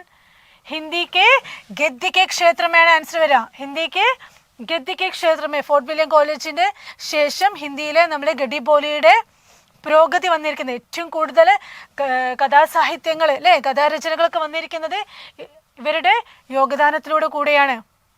ഇനി നമുക്ക് അടുത്ത ക്വസ്റ്റ്യനിലോട്ട് പോവാം. इनमें ज्ञानपीठ पुरस्कार प्राप्त साहित्यकार कौन है? ऑप्शंस: रामधारी सिंह दिनकर, नागार्जुन, सुदामा पांडे धूमिल, സൂര്യകാന്ത് ത്രിപാഠി, നിരാല. ഇവരിൽ ആർക്കാണ് ജ്ഞാനപീഠ പുരസ്കാരം ലഭിച്ചത്? ദിനകരനാണ്. രാംധാരി ദിനകരനാണ് ഉർവശിക്ക്, അദ്ദേഹത്തിന്റെ ഉർവശിക്കാണ് ജ്ഞാനപീഠ പുരസ്കാരം കിട്ടിയത്. അതേപോലെ സൂര്യകാന്ത് ത്രിപാഠി, നിരാല, നാഗാർജുൻ ഇവർക്കൊക്കെ പത്മഭൂഷൺ, സാഹിത്യ അക്കാദമി അവാർഡൊക്കെ കിട്ടിയിട്ടുണ്ട്, സുദാമ പാണ്ഡേക്കൊക്കെ. പക്ഷേ ജ്ഞാനപീഠ പുരസ്കാരം രാംധാരി സിംഗ് ദിനകർക്ക് മാത്രമാണ് കിട്ടിയിട്ടുള്ളത്. അദ്ദേഹത്തിന് മാത്രമല്ല വേറെയും കുറച്ച് പേരുണ്ട്, നമുക്ക് നോക്കാം. ജ്ഞാനപീഠ പുരസ്കാർ പ്രാപ്ത സാഹിത്യക്കാർ സുമിത്രാനന്ദ് പന്ത്. അദ്ദേഹത്തിന് 1968 ചിദംബരയ്ക്കാണ് അവാർഡ് കിട്ടിയിരിക്കുന്നത്. അതേപോലെ ഉർവശി നമ്മളിപ്പോൾ പറഞ്ഞു ക്വസ്റ്റ്യനിൽ എന്താർക്കാണ്? ദിനകർജിക്ക് എപ്പോഴാണ് കിട്ടിയിരിക്കുന്നത്? 1972. തേർഡ് ആർക്കാ കിട്ടിയിരിക്കുന്നത്? അഖേജിയുടെ കിത്നി നാവോമേ കിത്നി ബാർ എന്ന കവിതയ്ക്കാണ് കിട്ടിയിരിക്കുന്നത്, എന്ന കൃതിക്കാണ് കിട്ടിയിരിക്കുന്നത്. പിന്നെ 82 മഹാദേവി വർമ്മയുടെ യാമ. 92 നരേഷ് മെഹ്ത. അദ്ദേഹത്തിന് ഒരു പ്രത്യേക കൃതിക്കല്ല, അദ്ദേഹത്തിന്റെ എല്ലാ കൃതികളും എല്ലാ രചനകൾക്കും കൂടെയാണ് കൊടുത്തിരിക്കുന്നത്. നിർമ്മൽ വർമ്മയ്ക്ക് 99 നിർമ്മൽ വർമ്മ, 2005 കുവർ നാരായൺ. ഇനിയുണ്ട് കേട്ടോ, 2007 3 പേര് വരുന്നുണ്ട്. അതുപോലെ ഇനി 3-4 പേരും കൂടെ ഉണ്ട്, അത് നമ്മുടെ ടെക്സ്റ്റ് ബുക്കിൽ ക്ലിയർ ആയിട്ടുണ്ട്. അപ്പം ഞാൻ ഫസ്റ്റത്തെ ഒരു 4-5 പേരുടെ ഇതിൽ നോട്ട് ചെയ്ത് വെച്ചതാണ്. ഓക്കെ, അപ്പോൾ നിങ്ങൾ അതൊന്ന് ടെക്സ്റ്റ് നന്നായിട്ടൊന്ന് കവർ ചെയ്യുക. ഓക്കെ, സോ നമ്മുടെ ആൻസർ എന്തായിരുന്നു അല്ലേ? ജ്ഞാനപീഠ പുരസ്കാർ പ്രാപ്ത കവി ആരായിരുന്നു? ദിനകർജി ഉർവശിക്ക് കേട്ടോ. നോക്കൂ അടുത്ത ക്വസ്റ്റ്യൻ. चित्रा मुदगल का उपन्यास आवाम का मुख्य प्रतिपाद्य क्या है?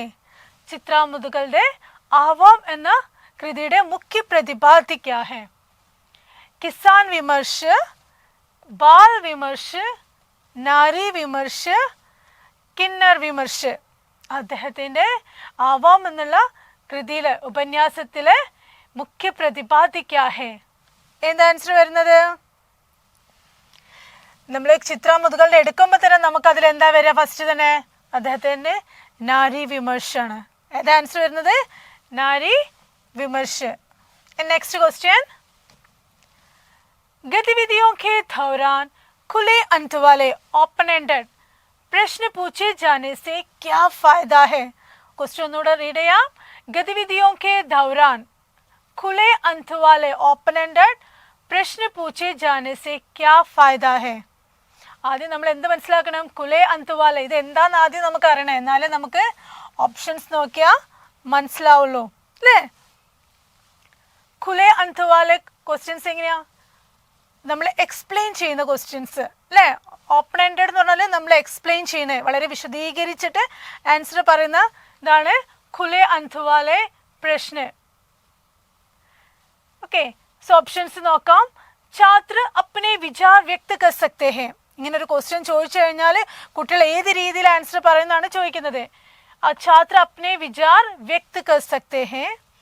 ഛാത്ര അപ്നി राय पेश कर सकते हैं. थर्ड, छात्र अपनी कल्पना का उपयोग कर सकते हैं. फोर्थ, उपयुक्त सभी. ഇതെല്ലാം വരാം. ഇപ്പം ഇതൊക്കെ എന്താ മീനിങ്? അപ്നെ വിചാർ വ്യക്ത കർ സക്തേ ഹെ, തൻ്റെ അഭിപ്രായം രേഖപ്പെടുത്താം അല്ലേ.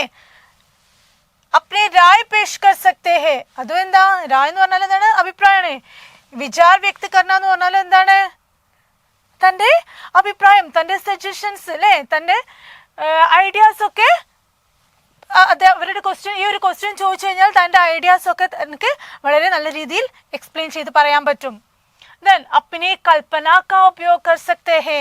കൽപ്പന കാ ഉപയോഗ, തൻ്റെ ഇമാജിനേഷൻ അല്ലേ, തൻ്റെ ചിന്താ രീതിയിലുള്ള കാര്യങ്ങൾ വരെ തനിക്ക് പറയാൻ പറ്റും.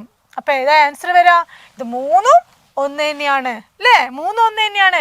അപ്പം ആൻസർ ഏതാ വരാ? ലാസ്റ്റ് ഉപയുക്ത സബി എല്ലാം വരും അല്ലേ. അപ്പം ഇതിൻ്റെ ആൻസർ ആയിട്ട് എല്ലാം വരും അല്ലേ. ഉപയുക്ത സബി, ഇത് മൂന്നും ഒന്ന് തന്നെയാണ്. അപ്പോൾ ഈ ക്വസ്റ്റ്യൻ്റെ ആൻസർ എന്താ വരാ? ഇതെല്ലാം. ഈ ഓപ്പൺ എൻഡഡിന്റെ പോലെ തന്നെ ഒരു ക്വസ്റ്റ്യൻ വരുന്നുണ്ട്, എന്ത്? Closed ended. ക്ലോസ്ഡ് എൻഡഡ് എന്ന് പറഞ്ഞാൽ എന്താ? ഇത് ഓപ്പൺ എൻഡഡ് എന്ന് പറയുമ്പോൾ നമ്മൾ എക്സ്പ്ലെയിൻ ചെയ്ത് ആൻസർ പറയാൻ പറ്റും നമുക്ക്. പക്ഷേ ക്ലോസ്ഡ് എൻഡഡ് ക്വസ്റ്റ്യൻ ചോദിച്ചു കഴിഞ്ഞാലോ എങ്ങനെ ആൻസർ പറയാം? ഇതിന് നേരെ ഓപ്പോസിറ്റ് അല്ലേ. MCQ ക്വസ്റ്റ്യൻ പോലെ യെസ് ഓർ നോ ക്വസ്റ്റ്യൻസ്, ഒറ്റ ആൻസറേ വരുള്ളൂ. ഒബ്ജക്റ്റീവ് ടൈപ്പ് ആൻസേഴ്സ് പോലെ ഒറ്റ ആൻസർ, ഒന്നെങ്കിൽ യെസ് അല്ലെങ്കിൽ നോ, അല്ലെങ്കിൽ ഏതെങ്കിലും ഒരു ആൻസർ നമ്മൾ ചൂസ് ചെയ്യുക MCQ പോലെ. അതാണ് ക്ലോസ്ഡ് എൻഡഡ്. ഒന്ന് മനസ്സിലാക്കി വെക്കുക കേട്ടോ. ഓക്കെ, നെക്സ്റ്റ് ക്വസ്റ്റ്യൻ നോക്കൂ. दलीय शोध कार्य ग्रुप इन्वेस्टिगेशन किसके अंतर्गत आता है? दलीय शोध कार्य किसके अंतर्गत आता है?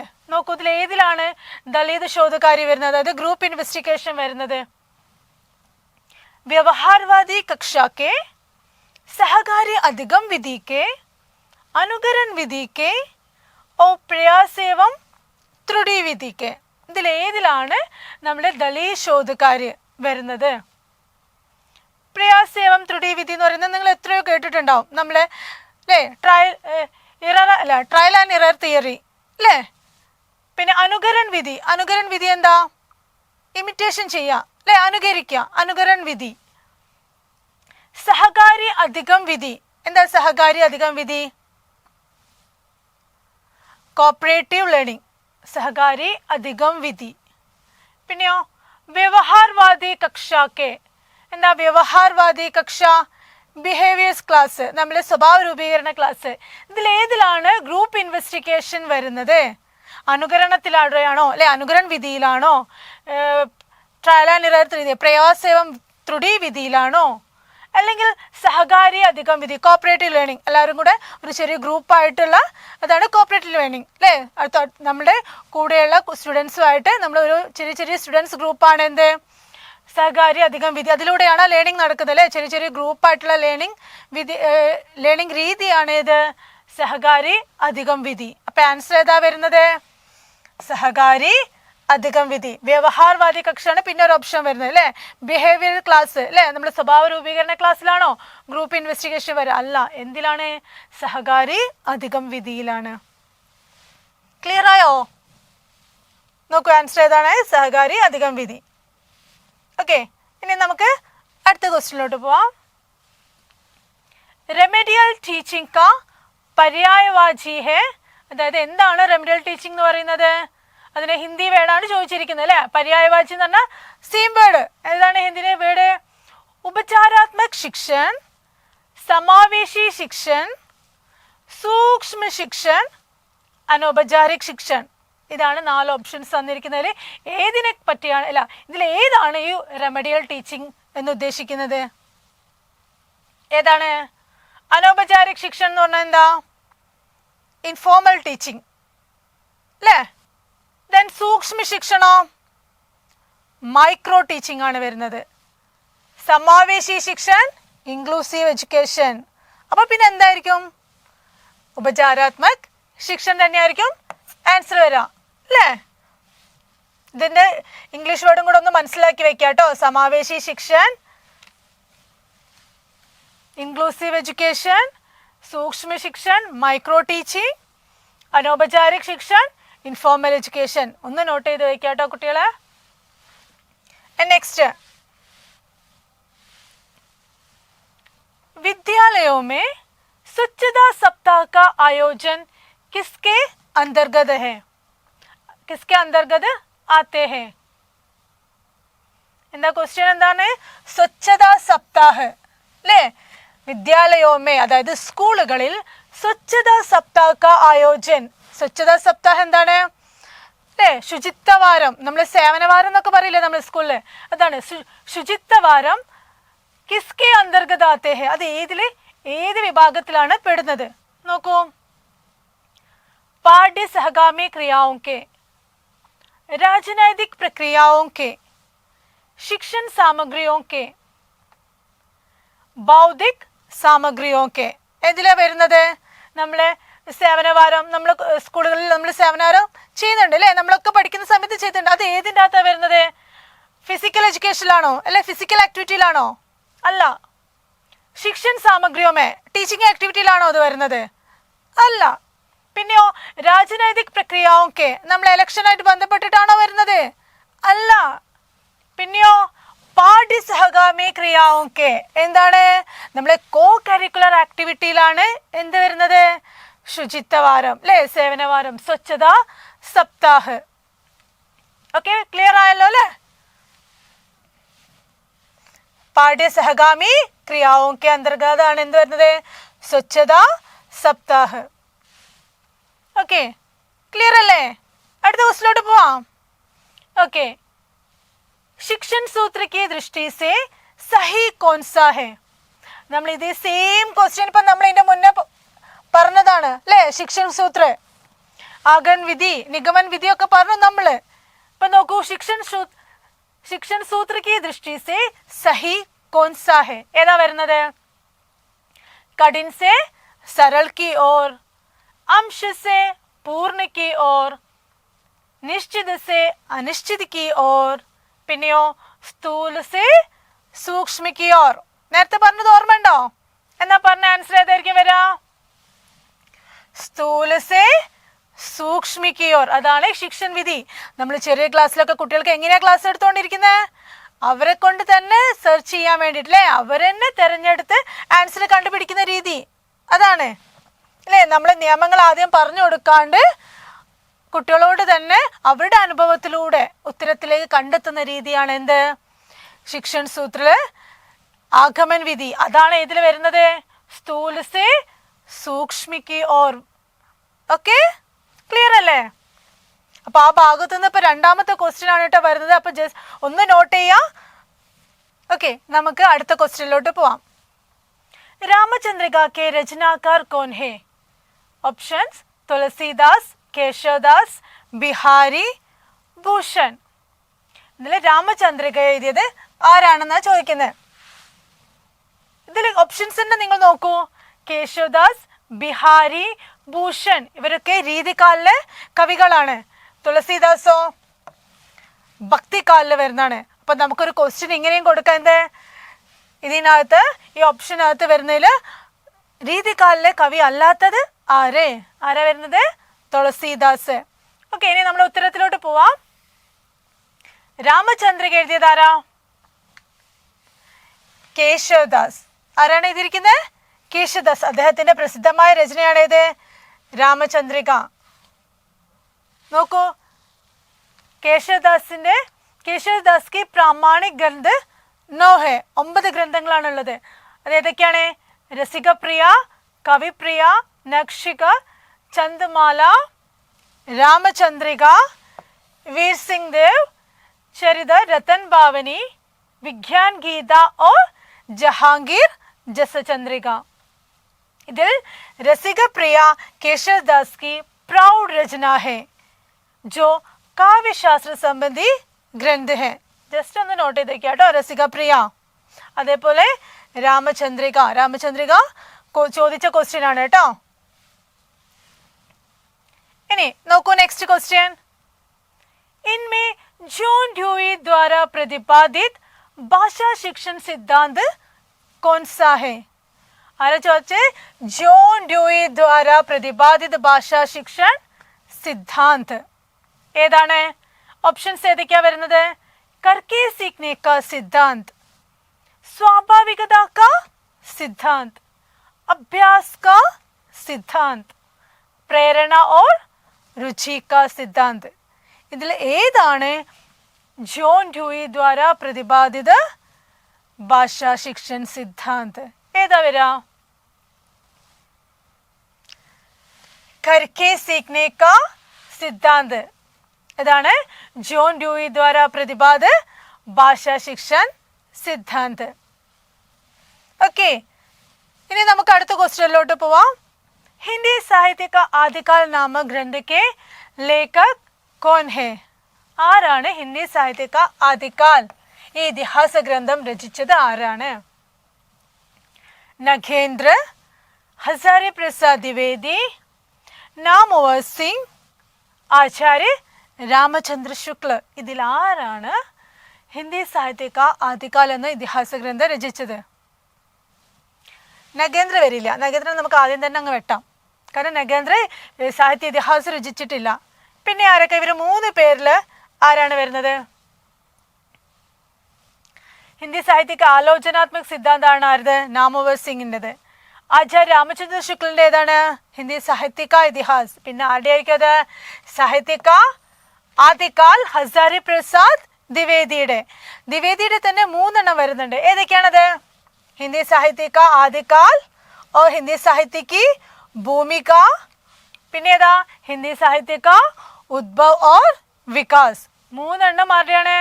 ഹസാരി പ്രസാദ് ദ്വിവേദിയുടെയാണ്. ഹിന്ദി സാഹിത്യ കാ ആദികാൽ, ഹിന്ദി സാഹിത്യ കാ ഉദ്ഭവ് और വികാസ്, ഹിന്ദി സാഹിത്യ की ഭൂമിക. നോട്ട് ചെയ്ത് വെക്കുക. ഹിന്ദി സാഹിത്യ की ഭൂമിക ആണ് അധികവും ചോദിക്കാറ്. പക്ഷെ ഇപ്രാവശ്യം ഏതാ ചോദിച്ചിരിക്കുന്നത്?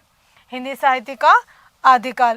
ഓക്കെ, ഭൂമികയും ഉദ്ഭവം ഒക്കെ കാണാറുണ്ട്. ഇത് 2 കാണാറുണ്ട് കേട്ടോ. അപ്പോൾ ഇത് 3 നോട്ട് ചെയ്ത് വെക്കണേ. ഓക്കെ, ക്ലിയർ അല്ലേ? ഓക്കെ, ഇനി നമുക്ക് അടുത്ത ക്വസ്റ്റ്യനിലോട്ട് പോവാം.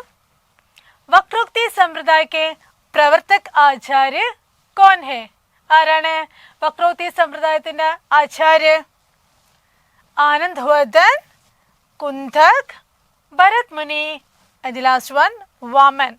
ഇതിൽ ആരാണ് വക്രോക്തി സമ്പ്രദായ കാ പ്രവർത്തക് ആചാര്യ?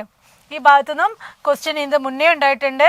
ഒന്നെങ്കിൽ വക്രോക്തി സമ്പ്രദായത്തിന് പകരം വേറെ ധ്വനി സമ്പ്രദായമോ അല്ലെങ്കിൽ രീതി സമ്പ്രദായം ഒക്കെ ചോദിച്ചിട്ടുണ്ട്. ഓക്കെ, അപ്പോൾ ഇത് നന്നായിട്ട് നോട്ട് ചെയ്ത് വെക്കണം കേട്ടോ ഈ ഭാഗം. ഇപ്പൊ ഇതിന് ആൻസർ ഏതാ വരുന്നത്? ആനന്ദ് വർദ്ധനാണോ, കുന്തക് ആണോ, ഭരത് മുനിയാണോ, വാമനാണോ? വക്രോക്തി കുന്തക് ആണ്. ആൻസർ ഏതാ വരുന്നത്? കുന്തക് ആണ്.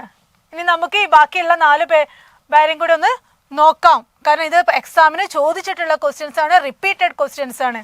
ഓക്കെ, നോട്ട് ചെയ്ത് വെച്ച് പഠിക്കാം കേട്ടോ. ആരൊക്കെയാണ്? രീതികാൽ के मुख्य संप्रदाय और प्रवर्तक. ഇത് ശരിക്കും നിങ്ങൾ നോട്ട് ചെയ്യണേ. ഇത് എക്സാമിന് റിപ്പീറ്റഡ് ആയിട്ട് വരുന്ന ക്വസ്റ്റ്യൻ ആണ്.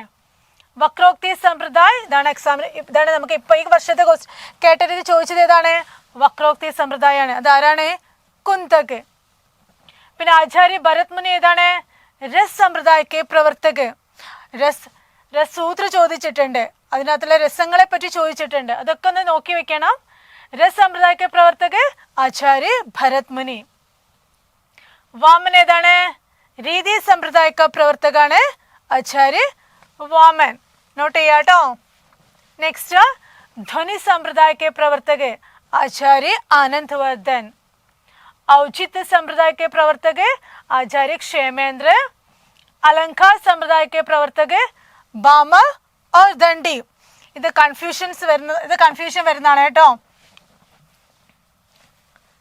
ബാമ ഓർ ദണ്ഡി ഇത് നോക്കണം എക്സാമിന്. ചില ക്വസ്റ്റ്യനിൽ ഓപ്ഷനിൽ ബാമ ആണ്, ചില ഓപ്ഷനിൽ ദണ്ഡിയാണ് വരുന്നത്. അപ്പം ഇത് പ്രത്യേക അലങ്കാർ സമ്പ്രദായക്ക് പ്രത്യേകമായിട്ട് നോട്ട് ചെയ്ത് പഠിക്കുക. ഇത് എക്സാമിന് ചോദിച്ച ക്വസ്റ്റ്യൻ ആണ്. GLTക്കൊക്കെ വന്ന ക്വസ്റ്റ്യൻ ആണ് ഇത്. ബാമർ അലങ്കാർ സമ്പ്രദായക്ക് പ്രവർത്തക് കേട്ടോ. ഓക്കെ, ക്ലിയർ ആയല്ലോ. നമുക്ക് അടുത്ത ക്വസ്റ്റ്യനിലോട്ട് പോവാം. കാമായനി കാ പ്രഥം സർഗ് കോൺസാ ഹെ? കാമായനിൽ എത്ര സർഗുണ്ട്? കാമായനി ആരുടെ കൃതിയാണ്? ഇതൊക്കെ റിപ്പീറ്റഡ് ആയി വരുന്ന ക്വസ്റ്റ്യൻ ആണ്. ഇതൊക്കെ മാർക്ക് ചെയ്ത്, ഇതൊക്കെ റിപ്പീറ്റഡ് ക്വസ്റ്റ്യൻ ആണ്. ഓക്കെ, കഴിഞ്ഞ പ്രാവശ്യം ചോദിച്ച ക്വസ്റ്റ്യൻ എന്താണ്? ഇങ്ങനെ ഇത് തന്നിട്ട് ഇതിൻ്റെ അകത്തുനിന്നും കാമായനിയുടെ സർഗം അല്ലാത്തത് ഏതാണെന്ന് മാർക്ക് ചെയ്ത് വെക്കാൻ. ഇതിപ്പോൾ കാമായനിയുടെ സർഗങ്ങൾ തന്നിട്ട് അതിൽ ഏതാണ് ഫസ്റ്റ് എന്നാണ് ചോദിക്കുന്നത് അല്ലേ? ഇപ്പോഴത്തെ ക്വസ്റ്റ്യൻ ഏതാണ് പ്രഥം എന്നാണ് ചോദിച്ചത്. പക്ഷെ കഴിഞ്ഞ പ്രാവശ്യത്തെ പ്രീവിയസ് ക്വസ്റ്റ്യനിൽ എന്താ വന്നിരിക്കുന്നത്? ഇതിനകത്ത് ഒരു എക്സ്ട്രാ ഒന്നും കൂടെ കൊടുത്തു. എക്സ്ട്രാ കൊടുത്തിട്ട് എന്ത് പറഞ്ഞു? ഇതിനകത്ത് അല്ലാത്തത് ഏതെന്ന് ചോദിച്ചു. ഓക്കെ, അപ്പൊ അതുകൊണ്ട് ഈ 15 എണ്ണം അല്ലേ? എത്ര സർഗാണുള്ളത് കാമായനിക്ക്? 15 സർഗാണുള്ളത് അല്ലേ? കാമായനി ആരുടെ കൃതിയാണ്? അതോടെ നോക്കാം. ജയശങ്കർ പ്രസാദിന്റെ. അപ്പൊ ഏതാ ആൻസർ? ഇതിലേതാ വരാ? ആശ, ശ്രദ്ധ, ചിന്ത, ലജ്ജ. ഏതാ ആൻസർ?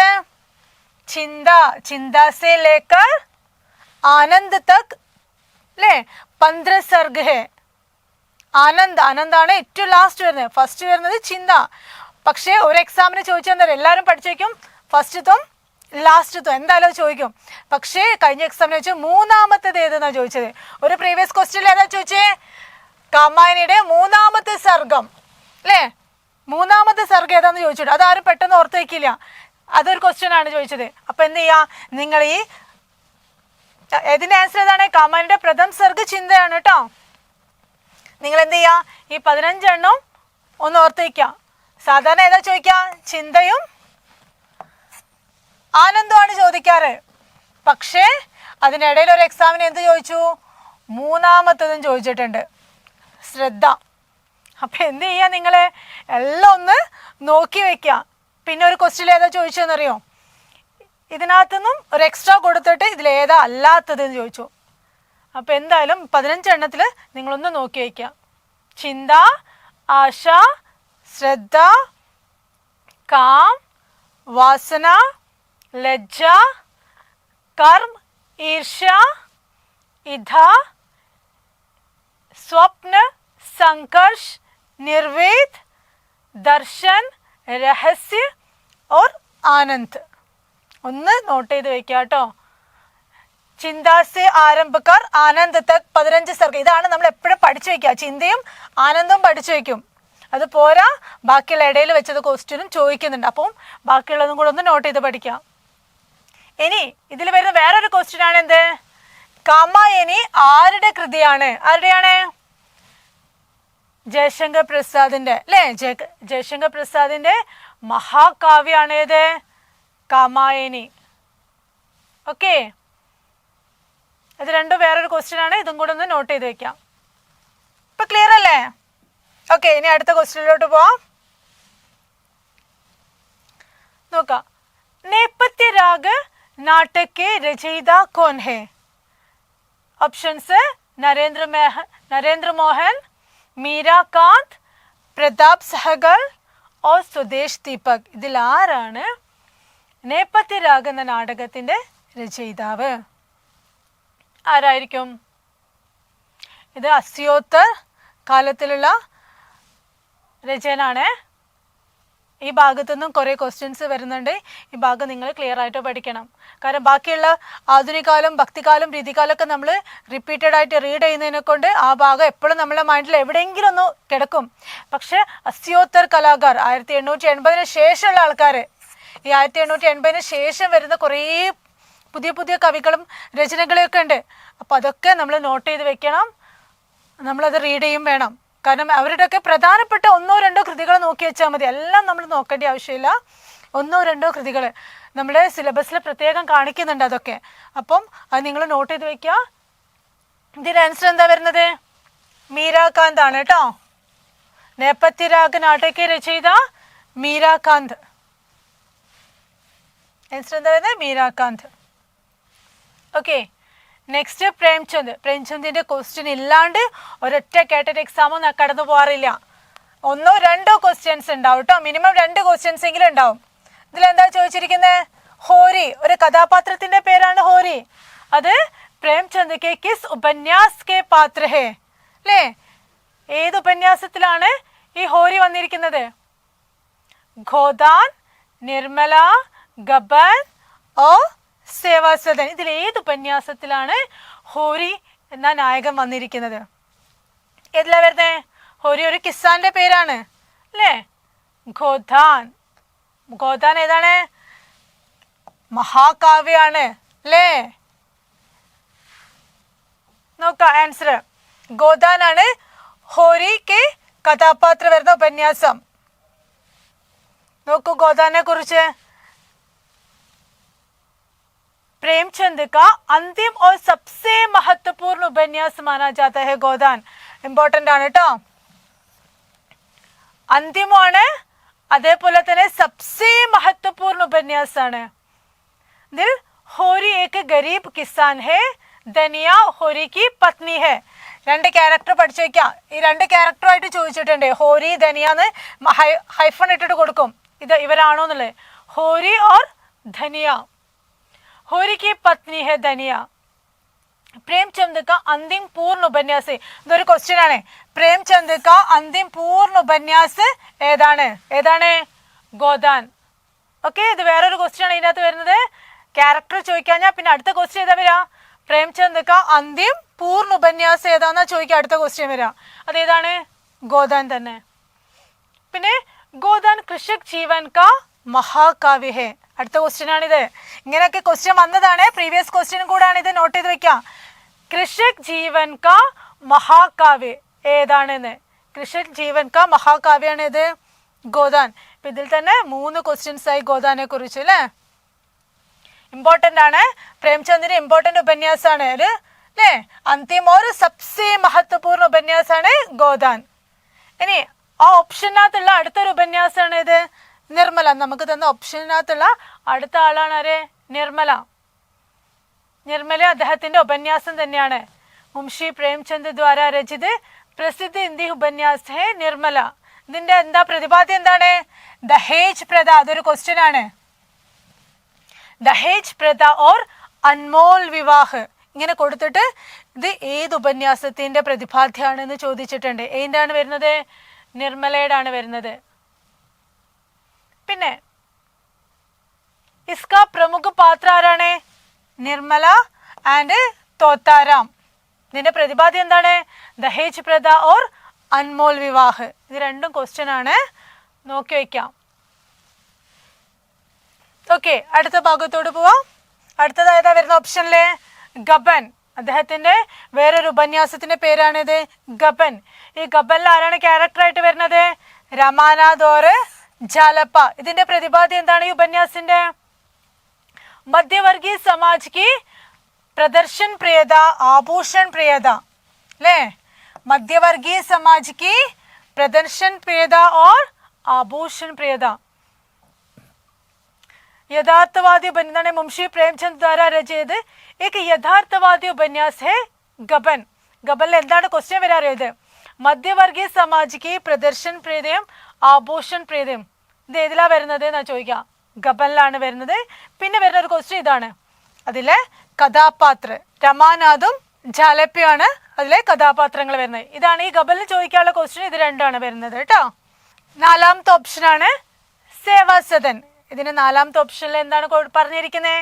सेवासदन प्रेमचंद का हिंदी में प्रकाशित होने वाला पहला उपन्यास. नोट ചെയ്യാ, ഹിന്ദി में प्रकाशित होने वाला पहला उपन्यास. അദ്ദേഹത്തിന്റെ ആദ്യത്തെ ഹിന്ദിയിലെ ഉപന്യാസം ഹിന്ദിയിലെ ഉപന്യാസം എന്ന് പറഞ്ഞാൽ അദ്ദേഹം വേറൊരു ഭാഷയിൽ എഴുതിയിട്ടുണ്ടാവും. അതേത് ഭാഷയാണ്? ഉറുദു. അദ്ദേഹം ഉറുദുവിൽ എഴുതിയിട്ടുണ്ട്. അതേത്? ഇതിൻ്റെ തന്നെ ഉറുദു വേർഷനാണ് ഏത്? ബസാറെ ഹുസ്നെ അല്ലേ? പക്ഷേ ഉറുദുവിൽ എഴുതിയത് ആദ്യം ഉറുദുവിലാണ് എഴുതിയതെങ്കിലും പ്രകാശനം ചെയ്തത് അല്ലേ, പ്രകാശിത് ഹോനെ വാല പെഹ്ല ഉപന്യാസ് ഏതാണ്? സേവാസദനാണ്. ഓക്കെ, ഇപ്പൊ ഹിന്ദിയിലാണ് അത് ഫസ്റ്റ് പുറത്തു വന്നത്. ഉറുദുവിലാണ് ഫസ്റ്റ് എഴുതിയതെങ്കിലും അതിന്റെ പ്രകാശനം വന്നത് ഏതിലാണ്? ഹിന്ദിയിലാണ്. അപ്പൊ അതാണ് നോട്ട് ചെയ്ത് വെക്കേണ്ടത്. എന്ത്? അതിന്റെ ഉറുദു വേർഡ് ബാസാറെ ഹുസ്നെ അല്ലേ? उन्होंने बाज़ारे हुस्न नाम से पहले उर्दू में लिखा गया, പക്ഷേ हिंदी में पहले प्रकाशित हुआ. ओके, പിന്നെ इसका हिंदी रूप सेवा सदन पहले प्रकाशित हुआ. प्रेमचंद के इस उपन्यास की मूल समस्या ഭാരതീയ നാരി की പരാധീനത है. എന്താണ് ഇതിന്റെ പ്രതിപാദ്യം? എന്താണ്? ഭാരതീയ നാരി की പരാധീനത. Okay, clear? ഓക്കെ, ഇപ്പോൾ പ്രേംചന്ദിന്റെ ക്വസ്റ്റ്യൻസ് എന്തായാലും വരും കേട്ടോ. പ്രേംചന്ദിന്റെ ക്വസ്റ്റ്യൻ ഇല്ലാത്ത ഒരൊറ്റ കേട്ടൊരു എക്സാമും കടന്നു പോയിട്ടില്ല. അപ്പം ശ്രദ്ധിക്കാം. ഇനി നെക്സ്റ്റ് അടുത്ത ക്വസ്റ്റ്യൻ, പാൽ കോമര കാ സ്കൂട്ടർ. പാൽ കോമര കാ സ്കൂട്ടർ കിസ്കി രചന ഹെ? ഇത് ആരുടെ രചനയാണ്? അഖിലേഷ് की, ക്ഷമ ശർമ്മ की, സഞ്ജീവ് की और ഉദയപ്രകാശ് की. ഞാൻ പറഞ്ഞു അസ്യോത്തുള്ള രചനയാണിത്. ആരാണ്? ഉദയപ്രകാശ് की. ആരാണ്? ഉദയപ്രകാശ്. പാൽ കോമര കാ സ്കൂട്ടർ ഉദയപ്രകാശ് की. ഓക്കെ, ഇനി അടുത്ത ക്വസ്റ്റ്യനിലോട്ട് പോവാം. भूखंड तब रहा है किसका कविता संग्रह है? चंद्रकांत देवताले का, कात्यायनी का, निर्मला पुतुल का और गगन गिल का. ഇതിൽ ആരുടെയാണ് ഭൂഖണ്ഡ് തബ് രഹാ ഹേ എന്ന കവിതാ സംഗ്രഹം? ആരുടെയാണ്? ചന്ദ്രകാന്ത് ദേവ്താലേക്ക. ഓക്കെ, ഈ ചന്ദ്രകാന്ത് ദേവ്താലയുടെ സെയിം ഈ ക്വസ്റ്റ്യൻ അല്ല, ഇദ്ദേഹത്തിന്റെ ഒരു സെയിം ക്വസ്റ്റ്യന് നമ്മൾ കഴിഞ്ഞ 22 ക്വസ്റ്റ്യൻ പേപ്പറിൽ വന്നിട്ടുണ്ട് കേട്ടോ. അപ്പൊ ഒന്ന് നോട്ട് ചെയ്യാ. ഭൂഖണ്ഡ് തബ് രഹാ ഹേ ആരുടെയാണ്? ചന്ദ്രകാന്ത് ദേവ്താലേക്ക. ഓക്കെ, ഇനി നമുക്ക് അടുത്ത ക്വസ്റ്റ്യനിലോട്ട് പോവാം. ബദ്രി നാരായൺ ചൗധരി കാ ഉപനാം ക്യാ ഹേ? എന്താണ് അദ്ദേഹത്തിന്റെ സർനെയിം? എന്താണ്? പ്രേമകൻ, നവീൻ, ഹരിയോദ്, സനേഹി. ഇതിൽ ഏതാണ് അദ്ദേഹത്തിന്റെ ഉപനാം? ഏതാണ്? ബദ്രി നാരായൺ ചൗധരി പ്രേമകൻ ഇതാണ്. പിന്നെ നവീൻ ആരാണ്? ബാലകൃഷ്ണ ശർമ്മ. നവീൻ നമുക്ക് നോക്കാം ഇവിടെ. ബാലകൃഷ്ണ ശർമ്മ നവീൻ. സച്ചിദാനന്ദ് ഹീരാനന്ദ് വാസ്യായ് അഖിയ്. അഖിയെന്നേ ഉണ്ടാവുള്ളൂ അധിക ക്വസ്റ്റ്യനിലും. അദ്ദേഹത്തിന്റെ ഫുൾ പേര് എന്താ വരുന്നത്? സച്ചിദാനന്ദ് ഹീരാനന്ദ് വാത്സ്യായ്. പിന്നെ ആരാണ്? ഗയാ പ്രസാദ് ശുക്ല. അതാണ് സനേഹി. സനേഹിയുടെ ക്വസ്റ്റ്യൻ ചോദിച്ചിട്ടുണ്ട് കേട്ടോ ഇതിന്റെ മുന്നേ. പിന്നെ അയോധ്യ സിംഗ് ഉപാധ്യായ് ഹരിയോദ്. ഹരിയോദിന്റെ ഒക്കെ ഇതൊക്കെ നമുക്ക് എപ്പോഴും പറയുന്നതായതുകൊണ്ട് പെട്ടെന്ന് ചോദിക്കില്ല, പക്ഷേ സനേഹിയുടെ ചോദിച്ചിട്ടുണ്ട്. അയോധ്യ സിംഗ് ഉപാധ്യായ് ഹരിയോദ്. ഓക്കെ, നോക്കാം അടുത്ത question. ജായ്സി K Padmaavat may വർണ്ണിത് Hiraman കോൻ ഹേ? ജായ്സിയുടെ പത്മാവത് അല്ലെ, പത്മാവത് എന്ന കൃതിയില് വർണ്ണിത് ഹീരാമൻ കോൻ ഹേ? ഹീരാമൻ എന്ന് പറയുന്നത് ആരാണ്? ജായ്സിയുടെ പത്മാവത്. പത്മാവതിനെ കുറിച്ച് നമ്മൾ നേരത്തെ പറഞ്ഞു. എന്താണ് അല്ലേ? ജായ്സിയുടെ അവധി ഭാഷയിൽ എഴുതിയ മഹാകാവ്യമാണ് ഏത്? പത്മാവത്. അവധി ഭാഷയിൽ എഴുതിയ മഹാകാവ്യം ഏതാന്ന് ചോദിച്ചാൽ ഏതാ എഴുതണ്ടേ? പത്മാവതാണ്. ജായ്സിന്ന് പ്രത്യേകം ചോദിക്കണമെന്നില്ല. അവധി ഭാഷയിൽ എഴുതിയ ഹിന്ദിയിലെ മഹാകാവ്യം ഏതാന്ന് ചോദിച്ചാൽ ഏതാ എഴുതണ്ടേ? പത്മാവതാണ്. ഈ പത്മാവതില് ഹീരാമൻ എന്ന് പറഞ്ഞത് ആരാണെന്ന് ചോദിക്കുന്നത്. ആരുടെ പേരാണ് ഹീരാമൻ? ഓപ്ഷൻസിൽ എന്തൊക്കെ കൊടുത്തിരിക്കുന്നത്? ഗിൽഹരി, തോത്ത, ഹൻസ്, കബൂത്തർ. ഇതിൽ ആരാണ് ഹീരാമൻ? അണ്ണാനാണോ, തത്തയാണോ, അരയനാണോ, അല്ലെങ്കിൽ പ്രാവാണോ? ഇതിൽ ആരുടെ പേരാണ് ഹീരാമൻ എന്ന് പറയുന്നത്? പത്മാവതില് ആരാണുള്ളത്? തോത്തയാണുള്ളത് അല്ലേ? തോത്തയാണ് ഹീരാമൻ എന്ന് പറയുന്നത്. ക്ലിയർ അല്ലേ? നോക്കാം, നമുക്ക് അടുത്തതിലോട്ട് പോവാം. താരസപ്തക കാ പ്രകാശൻ കബ് ഹുവാ ഹേ. ഇതിപ്പോ നമ്മൾ വീണ്ടും റിപ്പീറ്റ് ചെയ്യുന്ന ക്വസ്റ്റ്യൻ ആണ് അല്ലേ? ഈ ഒരു ക്വസ്റ്റ്യൻ പേപ്പറിൽ തന്നെ രണ്ടാമത്തെ പ്രാവശ്യമാണ് ഈ താരസപ്തക ചോദിക്കുന്നത്. അപ്പൊ എന്തായാലും ഇമ്പോർട്ടന്റ് ആയിട്ട് ഇന്ന് പഠിക്കണ്ടേ? തീർച്ചയായിട്ടും അല്ലേ? രണ്ടാമത്തെ പ്രാവശ്യമാണ് ഈ സെയിം ക്വസ്റ്റ്യൻ റിപ്പീറ്റ് ചെയ്യുന്നത്. ഫസ്റ്റത്തെ ക്വസ്റ്റ്യൻ എന്തായിരുന്നു? ഒരു ചോദ്യസ് താരസപ്തകിലെ സുമൻ രാജേനെ കൊടുത്തിട്ട് അത് ഏത് സപ്തകിലാണെന്ന് ചോദിച്ചു അല്ലേ? ഇതിലാ താരസപ്തക കാ പ്രകാശൻ അല്ലേ? പ്രകാശൻ കബ് ഹുവാ ഹേ. അത് എപ്പോഴാണ് പ്രകാശനം ആയത്? ഫസ്റ്റ് താരസപ്തക്. താരസപ്തക് എന്ന് പറഞ്ഞാലും പ്രഥം എന്ന് പറഞ്ഞാലും ഒക്കെ ഒന്ന് തന്നെയാണ്. ഏതൊക്കെയാണ് ഓപ്ഷൻസിൽ ഏതൊക്കെയാണ് വരുന്നിരിക്കുന്നത് നോക്കൂ. 50 ഉണ്ട്, 45, 43 and 48. ഇതിലേതാണ് പ്രഥം താരസപ്തക് അല്ലെങ്കിൽ താരസപ്തക കാ പ്രകാശൻ കബ് ഹുവാ ഹേ? ഏതാ ഫസ്റ്റ് വരുന്നത്? 43 ആണ് ആൻസർ. ഓക്കെ,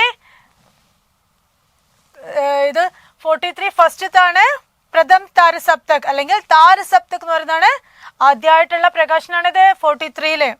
ബാക്കിയുള്ള ഇയറും കൂടെ നമുക്ക് പഠിക്കണം കേട്ടോ. രണ്ടാമത്തെ 3, 4 അല്ലേ? ഏതൊക്കെയാ വരുന്നത്? അതൊക്കെ താരസപ്തക് प्रथम तारसप्तक രണ്ടും ഒന്നാണ് 43 ईस्वी में, दूसरे सप्तक 1951 ईस्वी में, तीसरे 59 ईस्वी एंड चौथे 79. ഇവരെന്താ പറയുന്നേ?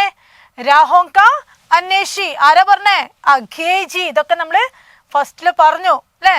അപ്പൊ ഈ ഡേറ്റ്സ് ക്ലിയർ ആക്കി വെക്കാം. പരീക്ഷയ്ക്ക് ചോദിക്കുന്നതാണ്, റിപ്പീറ്റ് ആയിട്ട് വരുന്ന ക്വസ്റ്റ്യൻ ആണ്. ഓക്കെ, ഇനി അടുത്ത ക്വസ്റ്റ്യനിലോട്ട് പോവാം. ആഞ്ചലിക് ഉപന്യാസ് കാ മത്ലബ് ക്യാ ഹേ? എന്താണ് ആഞ്ചലിക് ഉപന്യാസ്?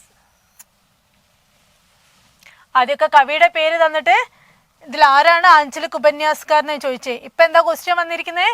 ആഞ്ചലിക് ഉപന്യാസ് എന്ന് തന്നെ പറഞ്ഞാല് എന്താന്നാ ചോദിച്ചിരിക്കുന്നത്. ഇപ്പൊ എന്താണ് ഓപ്ഷൻസിൽ എന്തൊക്കെയാ കൊടുത്തിരിക്കുന്നത്? तिलस्मी शैली पर आधारित, पौराणिक कथाओं पर आधारित, किसी प्रदेश विशेष के जीवन पर आधारित, പിന്നെ ലാസ്റ്റ് എന്താ വിജ്ഞാന पर आधारित. ഏതാ വരാ? ആഞ്ചലിക് ഉപന്യാസ് എന്ന് പറഞ്ഞാൽ എന്തായിരിക്കും? വിജ്ഞാനം എന്താ? വിജ്ഞാനത്തെ കുറിച്ചിട്ട് അല്ലേ? വിജ്ഞാൻ.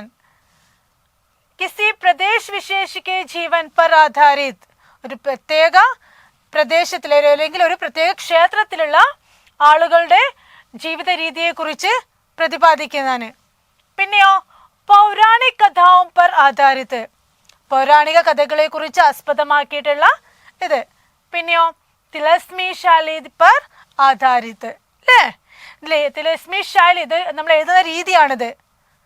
തിലസ്മി ശൈലി ഇങ്ങനെ എഴുതുന്നതാണോ എന്ത്? ആഞ്ചലിക് ഉപന്യാസ്. ഇതൊരു ശൈലിയുടെ പേരാണ്. ഇങ്ങനെയാണോ? അപ്പൊ എന്താണ് ആഞ്ചലിക് ഉപന്യാസ് വരുന്നത്? ഇതാണ് ആൻസർ വരാ. കിസി പ്രദേശ് വിശേഷ് കെ ജീവൻ പർ ആധാരിത്.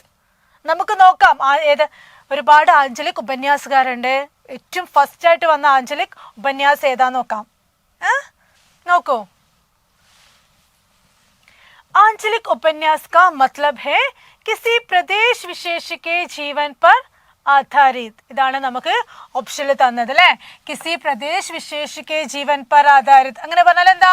ഒരു പ്രത്യേകമായിട്ടുള്ള ഭൂവിഭാഗത്തിലെ ആളുകളുടെ ഭാഷ, അവരുടെ ഡ്രസ്സിങ് അല്ലേ, വേഷഭൂഷ, അവരുടെ ധർമ്മം എല്ലാം, അവരുടെ സംസ്കൃതി എല്ലാം സമഗ്രമായിട്ട് ഒരു വിസ്താർ രൂപ സെ ചിത്രിत होता है അല്ലേ? നോക്കൂ, റീഡ് ചെയ്ത് നോക്കൂ.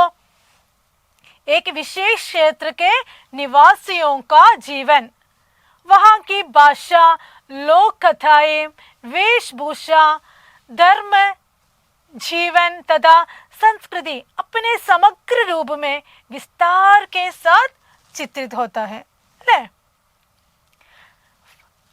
ഇതാണ് എന്ത്? ആഞ്ചലിക് ഉപന്യാസ്. ഇത് ആരാ എഴുതിയിരിക്കുന്ന നോക്കിയേ? ഫണീശ്വർനാഥ് രേണു ദ്വാര ലിഖിത്. നോക്കാൻ നോട്ട് ചെയ്യാ. ഫണീശ്വർനാഥ് രേണു ദ്വാര ലിഖിത് മൈല ആഞ്ചൽ. ഇതാണ് ഫസ്റ്റ് ആഞ്ചലിക് ഉപന്യാസ്. ആരാ എഴുതിയിരിക്കുന്നത്? ഫണീശ്വർനാഥ് രേണു. ഏതാ ഇയർ? നോട്ട് ചെയ്ത് വെക്കാട്ടോ.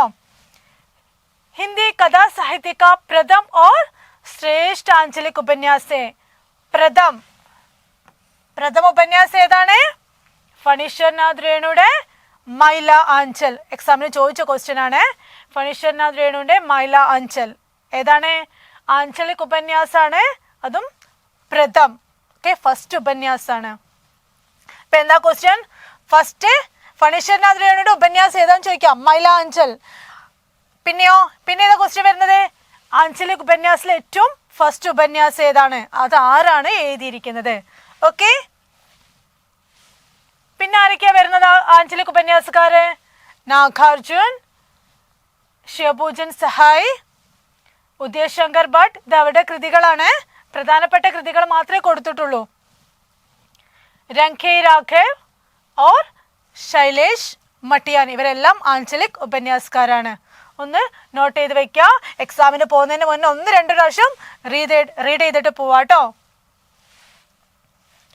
നെക്സ്റ്റ്, ഓക്കെ, അടുത്ത ക്വസ്റ്റ്യനിലോട്ട് പോവാം. इनमें लक्ष्मी नारायण लाल का नाटक कौन सा है? लक्ष्मी नारायण लाल का नाटक ഏതാണ്? अंधा कुआं, कोणार्क, अंधेर नगरी, आधे अधूरे. ആദ്യ അധൂരെ നമ്മളിപ്പോ ഇതിന് മുന്നേ ഓപ്ഷനിൽ റീഡ് ചെയ്തിട്ടുണ്ടല്ലോ, ഓർമ്മയുണ്ടോ? ആരുടെ ആയിരുന്നു? മോഹൻ രാഗേഷിന്റെ അല്ലേ? മോഹൻ രാഗേഷിന്റെ ആയിരുന്നു ഏത്? ആധേ അധൂരെ. അപ്പൊ ബാക്കിയുള്ളത് ആരുടെയാ? ഇതിന് ലക്ഷ്മി നാരായൺ ലാൽ കാ നാടക ഏതാണ്? അന്ധാ കുവാണ് അദ്ദേഹത്തിൻ്റെത്. സോ ബാക്കിയുള്ളവരെ പറ്റി നമുക്ക് നോക്കാം അല്ലേ? ഏതാ ആൻസർ വരുന്നത്? അന്ധാ കുവ. കൊണാർക്ക് ആരുടെയാണ്? ജഗദീഷ് ചന്ദ്ര മാഥുർ. അന്ധേർ നഗരി ഭാരതേന്ദു ഹരിശ്ചന്ദ്ര. ഇത് എക്സാമിന് ചോദിച്ച ക്വസ്റ്റ്യൻ ആണ്. അന്ധേർ നഗരി പ്രീവിയസ് ക്വസ്റ്റ്യൻ ആണ്, നോട്ട് ചെയ്ത് വയ്ക്കുക. അന്ധേർ നഗരി ഭാരതേന്ദു ഹരിശ്ചന്ദ്ര. ആധേ അധൂരെ മോഹൻ രാഗേഷിന്റെ കേട്ടോ. ഇത് ചോദിച്ച ക്വസ്റ്റ്യൻ ആണ്. ഓക്കെ, അടുത്ത ക്വസ്റ്റ്യനിലോട്ട് പോവാം. വൈദികി ഹിംസ ന ഭവതി കിസ് വിധ की रचना है? ഏതൊക്കെ ഓപ്ഷൻസ്? നാടക്, കഹാനി, കവിത, നിബന്ധ്. ഇതിലേതാണ് വൈദികി ഹിംസ ന ഭവതി? ഇതാരുടെയാണ്? ഭാരതേന്ദു ഹരിശ്ചന്ദ്രന്റെ അല്ലേ? അദ്ദേഹത്തിന്റെ നാടകമാണേത്? വൈദികി ഹിംസ ന ഭവതി. ഇത് ഏതാണ്? നാടകാണ്. അദ്ദേഹത്തിന്റെ പ്രസിദ്ധമായ നാടകമാണേത്? വൈദികി ഹിംസ ന ഭവതി. ഓക്കെ, നോക്കൂ, നാടക്. ഓക്കെ, അടുത്ത ക്വസ്റ്റ്യനിലോട്ട് പോവാം. സഹി രൂപ കോൺസാ ഹേ? ഏതാണ് കറക്റ്റ് ആയിട്ടുള്ള വേർഡ്? കറക്റ്റ് ആയിട്ടുള്ള രൂപം ഏതാണ്? എന്തൊക്കെ ഓപ്ഷൻസിൽ കൊടുത്തിരിക്കുന്നത്? ബഡാ മക്കാൻ മേ, ബഡി മക്കാൻ മേ, ബഡേ മക്കാൻ മേ ഓർ ബഡി മക്കാനോ മേ. ഇതിൽ ഏതാണ് കറക്റ്റ് ആയിട്ടുള്ള രൂപം എന്നാ ചോദിച്ചിരിക്കുന്നത് അല്ലേ? ഏതാ വരാ? മക്കാൻ എന്ന് പറഞ്ഞാൽ എന്താ? ബിൽഡിംഗ് ആണ് അല്ലെ, അല്ലെങ്കിൽ വീട് അല്ലെ. വലിയ വീടിന് നമ്മൾ മക്കാൻ എന്ന് പറയും, ബിൽഡിങ്ങിന് പറയും. എന്താണ് ആൻസർ? ഏതാ വരാ? ബഡേ മക്കാൻ മേ കേട്ടോ. ആൻസർ ഏതാ വരുന്നത്? ബഡേ മക്കാൻ മേ ആണ്. Okay, next question.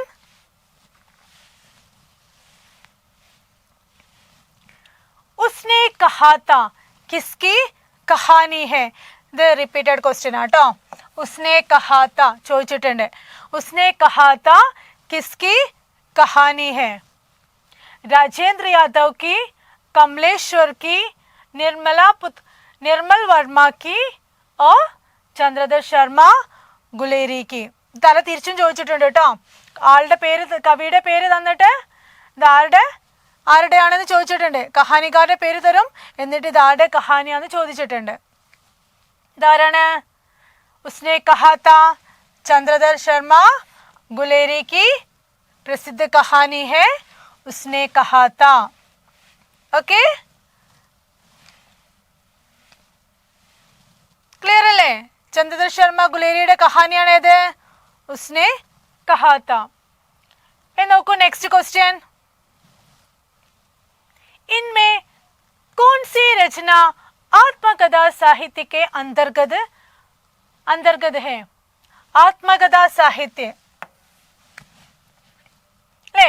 ഈ തന്നിരിക്കുന്ന ഓപ്ഷനിൽ ഇതിൽ ഏതാണ് ആത്മകഥയായിട്ട് വന്നിരിക്കുന്നത്? മേ നീർ ഭരി ദുഃഖി ബദലി, അപ്നി കേവൽ ധാർ, ചിദംബര, ജൂട്ടൻ. ഇതിലേതാണ് ആത്മകഥയായിട്ട് വന്നിരിക്കുന്നത്? ഇതിലേതാ ആത്മകഥ? ഇത് മൂന്നും കവിതയാണ്. അപ്പൊ പിന്നെ ആത്മകഥ ഏതായിരിക്കും? ജൂട്ടൻ അല്ലേ? ജൂട്ടൻ ആരുടെ ആത്മകഥയാണ്? ഓം പ്രകാശ് വാൽമീകി. ഏതാ ആൻസർ വരുന്നത്? ജൂട്ടൻ. ജൂട്ടൻ ആരുടെയാണ്? ഓം പ്രകാശ് വാൽമീകിയുടെ കേട്ടോ. അപ്പൊ ബാക്കിയുള്ള കവിതകൾ ആരുടെയാ നോക്കാം നമുക്ക്. മേ നീർ ഭരി ദുഃഖി ബദ്ലി ആരുടെയാ? മഹാദേവി വർമ്മക്ക്. അപ്നി കേവൽ ധാർ അരുണ കമൽ. ഇത് ചോദിച്ചിട്ടുണ്ട് എക്സാമിന്. അപ്നി കേവൽ ധാർ ആരുടെയാണ്? നമ്മൾ അസ്യോത്തർ കവിതയിലൊക്കെ ചോദിക്കില്ലേ, അതിൽ കൊടുത്തിട്ടുണ്ട് ഇതേപോലെ. ചിദംബര പന്ത്ജിയുടെ. അപ്പൊ ഇത് മൂന്നും കവിതയാണ്. ആ കവിതേനകത്ത് ആരാ കൊടുത്തിരിക്കുന്നത്? ഓം പ്രകാശ് വാൽമീകിയുടെ ആത്മകഥ ജൂട്ടൻ. ഓക്കെ, ഇതൊക്കെ പ്രീവിയസ് ക്വസ്റ്റ്യൻസ് ആണ്. GLTക്ക് HSC ഒക്കെ ചോദിച്ച ക്വസ്റ്റ്യൻ ആണ് ഈ ജൂട്ടൻ്റെത് കേട്ടോ.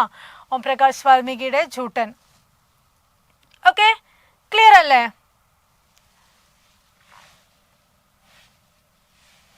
ഇനി ദ ലാസ്റ്റ് ക്വസ്റ്റ്യൻ. ഛത്തീസ്ഗഢി കിസ് ഉപഭാഷ की बोली है? ഇമ്പോർട്ടൻ്റ് ആയിട്ടുള്ള ഭാഗമാണ് കേട്ടോ. ഛത്തീസ്ഗഢി അല്ല, ഈ ഒരു ഭാഷാ വിഭാഗം. ഛത്തീസ്ഗഢി റിപ്പീറ്റഡ് ക്വസ്റ്റ്യനും കൂടെയാണ്. ഈ ഭാഷാ വിഭാഗം നന്നായിട്ട് കവർ ചെയ്യുക. 2 ക്വസ്റ്റ്യൻ മിനിമം ഉണ്ടാവും. ഓക്കെ, ഇതിലേതാ ക്വസ്റ്റ്യൻ എന്താ ചോദിച്ചിരിക്കുന്നത്? ഛത്തീസ്ഗഢി किस उपभाषा की बोली है? के बोली और उपभाഷ. ആ ഭാഗത്ത് നിന്നും 2 ക്വസ്റ്റ്യൻസ് ഷുവറാണ്. എല്ലാ എക്സാമിനും ചോദിച്ചുള്ള ക്വസ്റ്റ്യൻ ആണ്. നിങ്ങൾ ആ ഭാഗം പഠിച്ചാൽ നിങ്ങൾക്ക് 2-3 മാർക്ക്, 2 അല്ലെങ്കിൽ 3 മാർക്ക്. ഒരു ക്വസ്റ്റ്യൻ ആയിട്ട് പോവാറില്ല, മിക്കവാറും ക്വസ്റ്റ്യൻസ് ഉണ്ടാവും. അതുകൊണ്ട് ആ ഒരു ഭാഗം നിങ്ങൾ ക്ലിയർ ആയിട്ട് പഠിക്കാം. നമ്മുടെ ടെക്സ്റ്റ് ബുക്കിൽ ഫസ്റ്റ് തന്നെ കൊടുത്തിരിക്കുന്ന ഏതാണ്? ആ ഒരു ഭാഗമാണ്. അപ്പം ആ ഭാഗം നിങ്ങൾ ക്ലിയർ ആയിട്ട് റീഡ് ചെയ്യുക കേട്ടോ. നമ്മൾ ഈ ഭാഗം തുടങ്ങിയപ്പോൾ തന്നെ ഫസ്റ്റ് ചോദിച്ചു അല്ലേ? ശൗര്യസേനി. നമ്മൾ ഓർക്കുന്നുണ്ടോ നിങ്ങൾ? ശൗര്യസേനി പൂർവ്വ ഹിന്ദിയിൽ അല്ലേ? അപഭ്രംശ് ഒക്കെ തന്നെ ഭാഷാ ബോലിയിൽ വരുന്ന ഭാഗങ്ങളാണ്. അപ്പം അതൊക്കെ നോട്ട് ചെയ്ത് വെക്കുക. തീർച്ചയായിട്ടും 2 ക്വസ്റ്റ്യൻ ഇപ്പം തന്നെ ഞാൻ പറഞ്ഞു. അപ്പം 2 അല്ലെങ്കിൽ 3 ക്വസ്റ്റ്യൻ ഈ ഭാഗത്തു നിന്നും ഷുവർ ക്വസ്റ്റ്യൻ ആണ്. എല്ലാ കേട്ടറ്റ് എക്സാമിനും, എല്ലാ എക്സാമിനും, കേട്ടറ്റ് മാത്രമല്ല GLTക്ക് ആണെങ്കിലും HSCക്ക് ആണെങ്കിലും ഒക്കെ ചോദിക്കുന്ന ഒരു ഭാഗമാണ് ഇത്. അവിടെ നിന്നും 2 അല്ലെങ്കിൽ 3 ക്വസ്റ്റ്യൻ ഷുവർ ആയിട്ടും വരും. ഓക്കെ, ക്വസ്റ്റ്യനിലോട്ട് പോവാം. ഛത്തീസ്ഗഢി കിസ് ഉപഭാഷ की बोली है? ഏതാണ്? പശ്ചിമി ഹിന്ദി, പൂർവ്വ ഹിന്ദി, ബിഹാരി ഹിന്ദി ഓർ രാജസ്ഥാനി. ഇതിലേതിനുള്ളിലാണ് ഇത് വരുന്നത്? ഇത് ഏതിനുള്ളിലെ ബോലിയാണ്? ഛത്തീസ്ഗഢി. ഏതാണ്? അവധി, ബഥേലി, ഛത്തീസ്ഗഢി. അത് ഏതിലെ ഭാഷയാണ്? ഏത് ഹിന്ദിനകത്താ വരുന്നത്? പൂർവ്വ ഹിന്ദിയിലെ. ഏതാണ്? ഛത്തീസ്ഗഢി. അതിന് കൂടെ വരുന്നത് ഏതാണ്? അവധി, ബഥേലി. ഇനി നമുക്ക് അതോടൊപ്പം തന്നെ ഇതിനകത്തൊക്കെ വരുന്ന ഭാഷകൾ ഏതൊക്കെയാന്ന് നോക്കാം. ഓക്കെ, ഇമ്പോർട്ടൻ്റ് ആണ്. നിങ്ങൾ ഇത് നോട്ട് ചെയ്ത് പഠിച്ചേ പറ്റൂ. കാരണം ഇത് എക്സാമിന് ഷുവർ ക്വസ്റ്റ്യൻസ് ആണ്. എന്തായാലും വരുന്ന ഒരു ക്വസ്റ്റ്യൻ ആണ് ഈ ഭാഗത്ത് നിന്ന്. അല്ലെ, ഈ ഭാഗത്ത് ഇല്ലാത്ത ക്വസ്റ്റ്യൻസ് ഉണ്ടാവില്ല. നിങ്ങൾക്ക് ക്വസ്റ്റ്യൻ എടുത്ത് നോക്കി ക്വസ്റ്റ്യൻ പേപ്പർ ഡിസ്കസ് ചെയ്താലും കാണാൻ പറ്റും അല്ലെ? പ്രീവിയസ് ക്വസ്റ്റ്യൻ പേപ്പർ എടുത്ത് നോക്കിയാൽ കാണാം. 1-2 ക്വസ്റ്റ്യൻസ് ഷുവർ ആയിട്ട് 2 ക്വസ്റ്റ്യൻസ് ഉണ്ട്. ഇപ്പൊ തന്നെ ഞാൻ 2 ക്വസ്റ്റ്യൻസ് പറഞ്ഞു അല്ലേ? അപ്പൊ എന്തായാലും വരും. നിങ്ങൾ പഠിച്ചെന്നെ ഇരിക്കണം. ഏതാണ്? ശൗര്യസേനി അപഭ്രംശിൽ ഏതാ വരുന്നത്? പശ്ചിമി ഹിന്ദി, രാജസ്ഥാനി, ഗുജറാത്തി. മാഗധിയില് ബിഹാരി, അർദ്ധമാഗധിയില് പൂർവ്വ ഹിന്ദി. ഇത് അപഭ്രംശാണ്. ശൗര്യസേനി, മാഗധി എന്നൊക്കെ പറയുന്നത് അപഭ്രംശാണ് അല്ലേ? പൈശാജി അപഭ്രംശിൽ വരുന്നതാണ് പഹാഡി. ഗസ്ല് വരുന്നതാണ് സോറി, പൈശാചിയിൽ വരുന്നത് ലഹന്താണ്. ഇത് തെറ്റാണ്. നോട്ടേക്ക, പൈശാചിയിൽ വരുന്നത് ഏതാണ്? ലഹന്ത. ഓക്കെ, ലഹന്ത ആൻഡ് പഞ്ചാബിയാണ് വരുന്നത് കേട്ടോ. ലഹന്ത നോട്ട് ചെയ്ത് വെക്കണേ, പഹാടി അല്ല കേട്ടോ. ലഹന്ത ആൻഡ് പഞ്ചാബി. പഞ്ചാബി ലഹന്ത ഭാഷയാണ് ഏതിൽ വരുന്നത്? പൈശാചിയിൽ വരുന്നത്. ഗസ്ലാണ് പഹാടി വരുന്നത്. ഇത് ഇങ്ങോട്ട് ടൈപ്പ് ചെയ്തപ്പോൾ മാറിപ്പോയതാണ്. ഓക്കെ, ഇനി അതിനുള്ളിൽ വരുന്ന ബോലികളാണ് ഏത്? പശ്ചിമി ഹിന്ദിയിൽ വരുന്ന ബോലിയാണ് ഗഡി ബോലി. ഗഡി ബോലിയുടെ വേറൊരു പേരാണ് കൗരവി. ഇത് എക്സാമിന് ചോദിച്ചിട്ടുണ്ട് ഈ ഭാഗം കേട്ടോ. കൗരവി കൊടുത്തിട്ട് ഏതിൻ്റെ ബോലിയാണെന്ന് ചോദിച്ചിട്ടുണ്ട്.